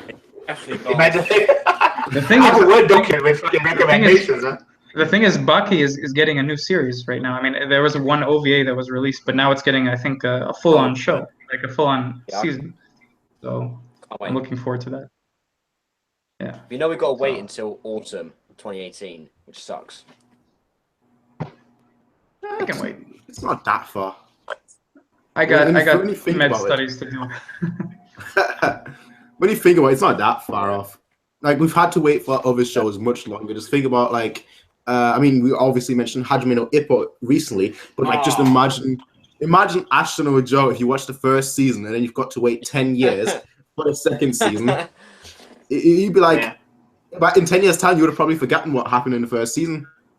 So, again, it's... Yeah. Kaiji like that as well. I've still not seen that. There's so many things that you'll get it. Every time I tell Prince to watch it, he automatically mentions Yu-Gi-Oh. I'm like, come on, man, just watch it already. Like, from what I've seen from Kaiji, right, and I've not really, like I said, I've not seen the show itself, but I've seen thumbnails of it, and it looked like a gambling anime, which kind of reminds me of Yu-Gi-Oh, which is kind of a card anime, like card game Vanguard. I don't know if any of you guys have seen that. Moin Rage incoming. Like, I honestly didn't think much of it before going in, but when I watched it, I was like, "Fuck me, man! Like, this is pretty impressive, man. For an anime, I was a discount." early on. I think you'll really enjoy it, particularly season 2. So Good. Good. yeah. All right, let me just ask one last question then. All right. The most important question we will have today, right? Because we've gone through a lot of questions. We've gone through like a lot of characters. We've gone through a lot of story elements. We've gone through pretty much everything that you can go through with Ashita Joe. Oh boy. Season 1 or season 2, and why? And do you think that if instead of Rikishi, we got Carlos in season 1 as a season 1 baddie, the season 1 rival, do you think that the show would have been totally different if there was no Rikishi? And essentially, Joe went to prison. He came out and he started, like, maybe I've got nothing better to do. Let me start boxing. And then he works his way up the boxing ladder, and then he meets Carlos eventually. You think that would have made it better, worse, and you think that would have made season 1 or 2 better and worse? So first of all, the first question: season 1 or season 2? Charlie, go ahead. Season 2, definitely.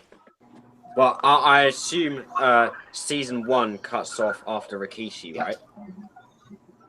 Yeah. Is that where season 1 ends? Yep. Yeah, season 2. After yeah, Rikishi's, yeah.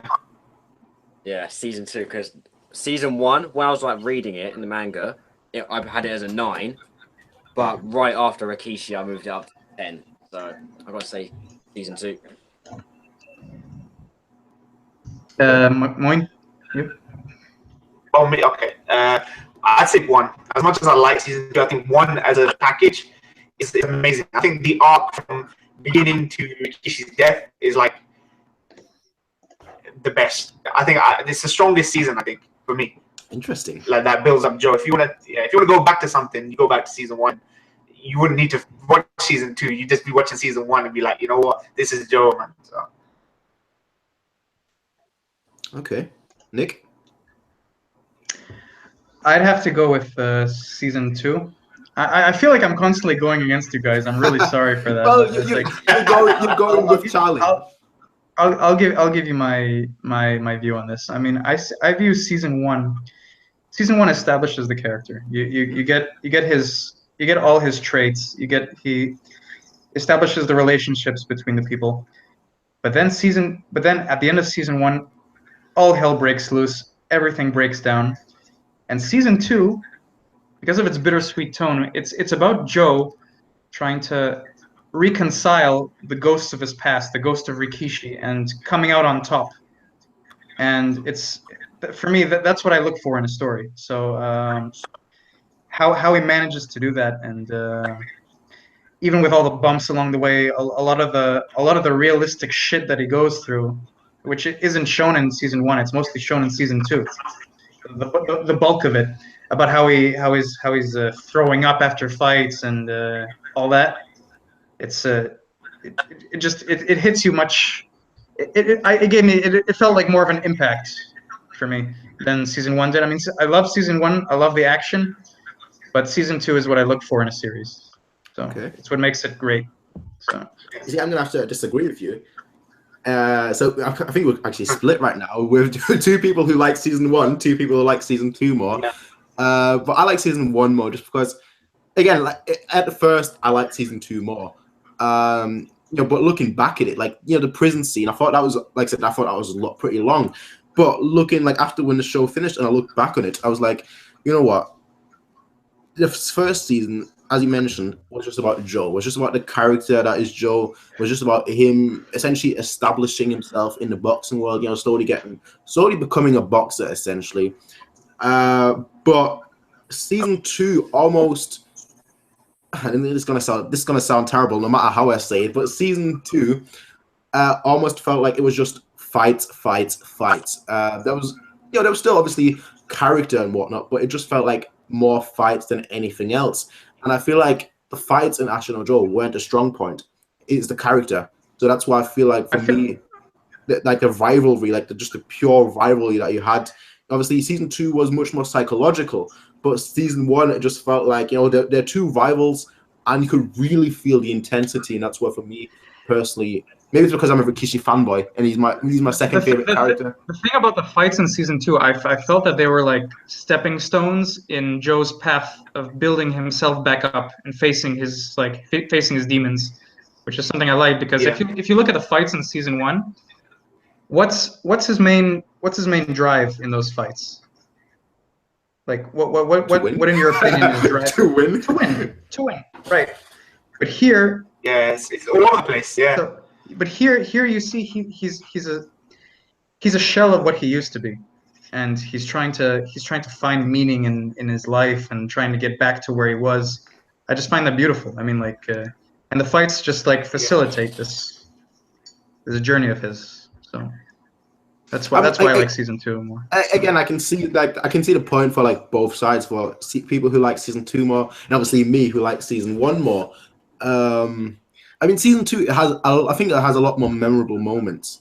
Obviously you have Carlos, then you've got Jose, and then obviously Carlos returning. Then obviously I wouldn't say more, because season 1 is also a lot longer, and season 1 is you also have amazing scenes with the water and Rikishi and the Rikishi fight and that's in the prison. So they both equally have their fair share of scenes. It's just the vibe is different, so it's up to personal preference, I guess. All right, now back to the other question. If there was no Rikishi and Joe started boxing, and then ultimately met Carlos, and then ultimately met Jose, do you think the story could have done a good job, as well of a job as it did? I don't think Joe would have become a boxer without Rikishi, because that was his main his main drive in asking Dampé to train him was in order to defeat Rikishi in the first place. So without Rikishi, who is he? I mean, well, he's a traveler. He wouldn't have any reason to box, I think. At least initially. So you see, it's a very difficult question to answer. Obviously, we're asking a question that we can't answer because the show hasn't gone that route. But I feel like ultimately he would have still, because he loved to fight already. Now, maybe not boxing, but he loved to fight. He always picked fights with every single person. I feel like ultimately, in some way, shape, or form, and obviously back then, I don't think there was MMA. I don't think there was UFC. I don't think there was all of these things. So boxing was the only route you could really go, or become a street thug. So I feel like he would become one or the other ultimately. And I feel like considering Dampé was already there from episode 1, he would have then gone the boxing route. So that's why, for me, I feel like ultimately he would have still joined the boxing profession. I don't know. I think it's because Rikishi was such a charismatic character and kind of.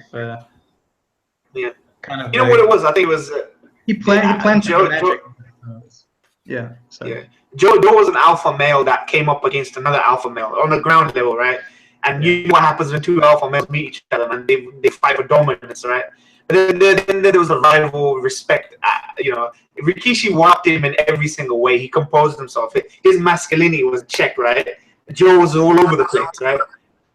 I think that the driving force was this idea of two alpha males coming up against each other. Like, if you think of the animal world, right? And without that force, that drive force, I don't think Joe it would have been anywhere near as interesting. His progression through like a wild masculinity, like a wild masculinity versus a refined masculinity. Well, that's what you mean. Kind of. Yeah, exactly that. Yeah, exactly that. Yeah. Well, you're forgetting the ultimate alpha male. The ultimate alpha male in that prison, Nishi. The guy Once upon a time. The guy ruled the prison. He went straight to beta though after a couple episodes. Yeah, he did. It was for that, but that's what happens when you meet an alpha male, man. The guy who thinks he's alpha becomes beta, right? In the presence of greatness. I think the true alpha was Skeleton. I think he really ruled the place. He did, didn't he? Just look at his hair. That shows you how awesome he is. He's been through so many life experiences that he just lost all of his hair, Yep. Who knows what he's been. Okay, here's a wild theory. What if Jose is skeleton. Jose, obviously he started to lose the hair in the final episode. He started to go grey in the final episode of Ashita Joe. What if, say, 10 years in the future, that's skeleton, and it's all a dream, He got, or like, whatever? But I'm gonna burst your bubble, but it's established it's not because we see skeleton in season 2. So. Yeah, but what if he time traveled? Yeah, true. Not at the same time though. No one's seen it at the same time. Good point. What if I know? What if Jose, so Skeleton, was originally not in prison, but when Jose fought against Joe, he was so interested to find out where he learned boxing that he time traveled back and put himself in prison with Joe. Guys, I think He's got the money. He can make it a time travel mission. I think it's getting late.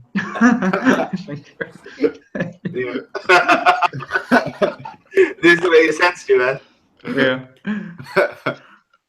Well, I just want to bring up one. That's another anime for another time. Perhaps that's what Megalobox is all about. Yeah, exactly. I'm definitely gonna see that show just out of pure curiosity. Yeah, absolutely. That's for sure. Yeah, as I was saying, I just wanted to bring up one thing, and that is Derek Campbell's comment. Based on the question of what if there was no Rikishi. He says, if Joe didn't meet Rikishi, then he wouldn't have been able to get up in the Wolf match, and Wolf's career would have continued, and Yoko never would have had a reason to bring Carlos to Japan. Joe probably wouldn't have went the OBPF route and instead have went for the Japanese title, and finally, Rikishi would have just been some guy in a higher weight class.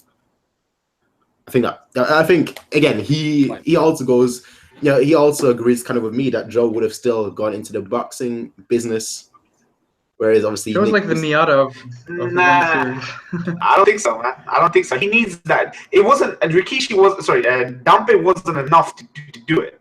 He needed something more than Dampe to really drive him into boxing, right? Professional. Like, think of it in a sense that, I've got a goal to work towards. I think he needed Rikishi. Like, I don't think he would have got into boxing without him. There's no reason for him to do it. He's fought people all his life, right? Dogs on the street, all that kind of thing. What was it about made him actually look at his life and focus on it and think that I don't want to be in and out of jail all the time. I want to be working. I think without Rikishi, there's nothing. I think, why would they hold a funeral for a fictional character if he wasn't such an integral part of that show? I think that's what's so special about Rikishi, I think.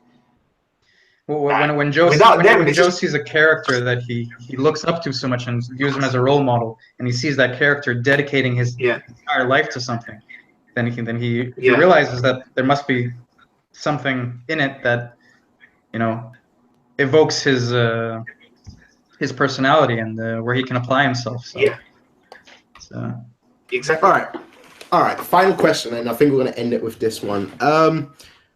What are your overall thoughts on the show, and what would you say to somebody who hasn't seen the show? I don't know why they would be watching this, but what would you say? Well, because we already spoiled pretty much everything that happens in the show. But what would you say to somebody who's not seen the show? What would be your guiding words into the show? Watch it, you plebs. Yeah. Watch it, you fucking plebs. I'd have the F word in there as well. F-bomb in there as well. Such profound words. Honestly, I wouldn't. Like we had that conversation before about masterpiece and be careful about what you throw around when you say masterpiece, right? I wouldn't be uncomfortable saying a masterpiece. I'll be uncomfortable saying that about some shows. I wouldn't be uncomfortable saying that about Joe. I'd also say that just don't be put off by the age of the show, right? The animation and the age, right? I think once you get into it, you'll forget about the age and the animation. You'll love it. I think you'll like the character. Sign in the background. More anime sucks. Modern anime sucks balls. That's true. It's always going to be true. I think like 20 years from now, it might be true as well. Just like bring that around. I disagree with you. I think we're on a totally different end of the spectrum here. Actually, that's very sucks right now. Yeah. I love my modern animes. Yeah. I honestly think the best way to get someone to Joe is just say, if you're looking for a series that's like just going to leave a lasting impression on you, because you get a lot of animes like what I call them like junk food, where like everyone loves to consume them, but after it's over, you just forget about it, and you'll never think of it as like a legendary thing, right? But then there's that one, although it's like a big time investment, you'll never forget about it, sort of thing. It's just one of those series.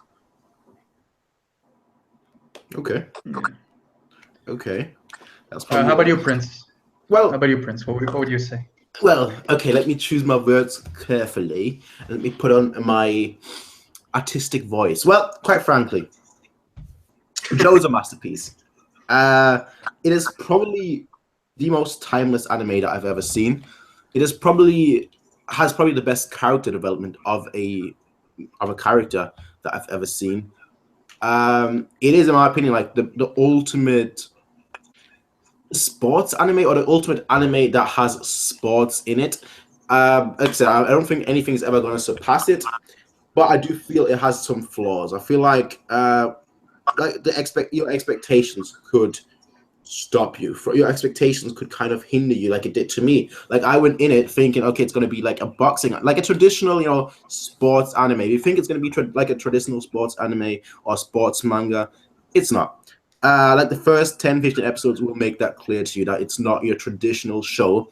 And if you can get past essentially the notion, or past you thinking that it is a traditional sports anime, this will become your favorite sports anime, because it doesn't revolve around the sport but more so around the character. And that's why Ashita Joe is an absolute masterpiece, why Ashita Joe is an absolute legend, and why Joe will forever be the Joe of tomorrow.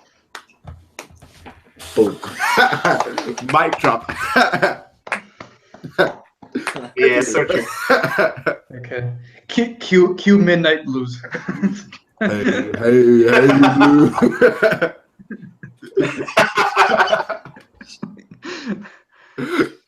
All right. Well, I'd have to say that. I of course I wouldn't say anything as eloquent as Prince put it just now, but I'd say that if you want a series that you can really, that gets you engrossed, that gets you that has characterization that will get you fully invested and into each and every one of the characters, they become part of something big, and if you want to, if you're looking for a show that essentially you watch it and by the end of it you feel like you've become a better person, like just looking at many of the role models in the series and how they behave, how they act, then definitely Joe is the show to go to. Yeah. So. All right. Beautiful. Yeah. Beautiful. Well, All right, is there anything you guys have left to say? That was really bad. I'm sorry. Yeah. Do you guys have anything left to say, or shall we call it quit? How long have we actually been doing this? I think 4 hours now. Jesus. My God. Obviously, Saljan is in the comment section right now promoting Love Life, as he always is. But we all got used to that, I think. Moin, by the way, about that, you got my tweet, right, Moin? Oh, what? I sent you a tweet about that new idol anime about the Yakuza who become idols. Oh yeah, they're forced to become idols. Oh God.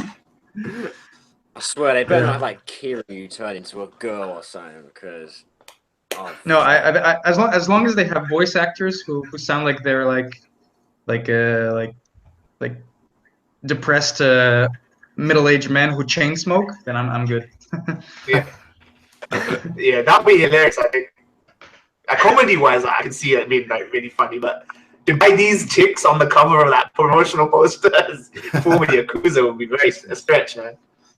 You know what though? I think they're taking quite a risky route, like making this anime, because there have been instances in the past where the real life Yakuza feel embarrassed by what people have made, and they've killed the people who have made it. So I'm not sure that making an anime about Yakuza getting sex changes and becoming pop idols is the safest thing to do, but do whatever you want. Yeah, true. Let's hope Moin, nothing happens. My guess. Attack on their masculinity. Moin, you know, Yeah. I haven't read the manga for that, but I have a sneaking suspicion. You know that meme that I once sent you about with the idol drinking the Jack Daniels, and Yeah, Jay. everyone's saying you're Jack wrong. Daniels. Even if we are idols, we're still human beings. I have a feeling that it's from there. I'm not sure though, but it's Yeah. like Oh, it's from there. I don't yeah? know. I haven't read it, but I thought that was hilarious. I thought that was funny. That meme was. I don't. I need to check out. I have the suspicion that I think that because it seems like it's from there. So, Yeah, it seems like it. One of the characters looks similar. Yeah. yeah. So we'll get to see that animated.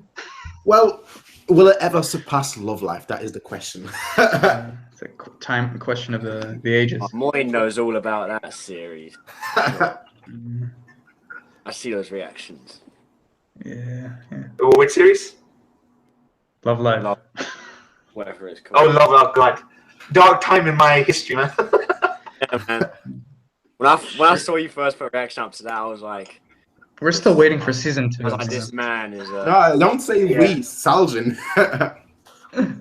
Yeah, Salge's wait season 2. Yeah. All right. So I think maybe we should wrap it up. Yep. Well, So, ladies and gentlemen, thank you everyone who's actually stayed all the way, from the beginning until the end. There's a few of you guys actually that stayed all the way from the beginning until the end. quite a lot of people here. Yeah, and there's a lot of people obviously who left and then obviously came back. There's a lot of people who came halfway through. So thanks to all of you guys, obviously, who are here, who are or have been here, or who will be watching this afterwards. Obviously, thanks to all you three, Charlie, mine, Nick. This was awesome, considering there isn't much, and that's actually been one of my problems with Ashton and Joe. There isn't much Ashton and Joe content on the internet.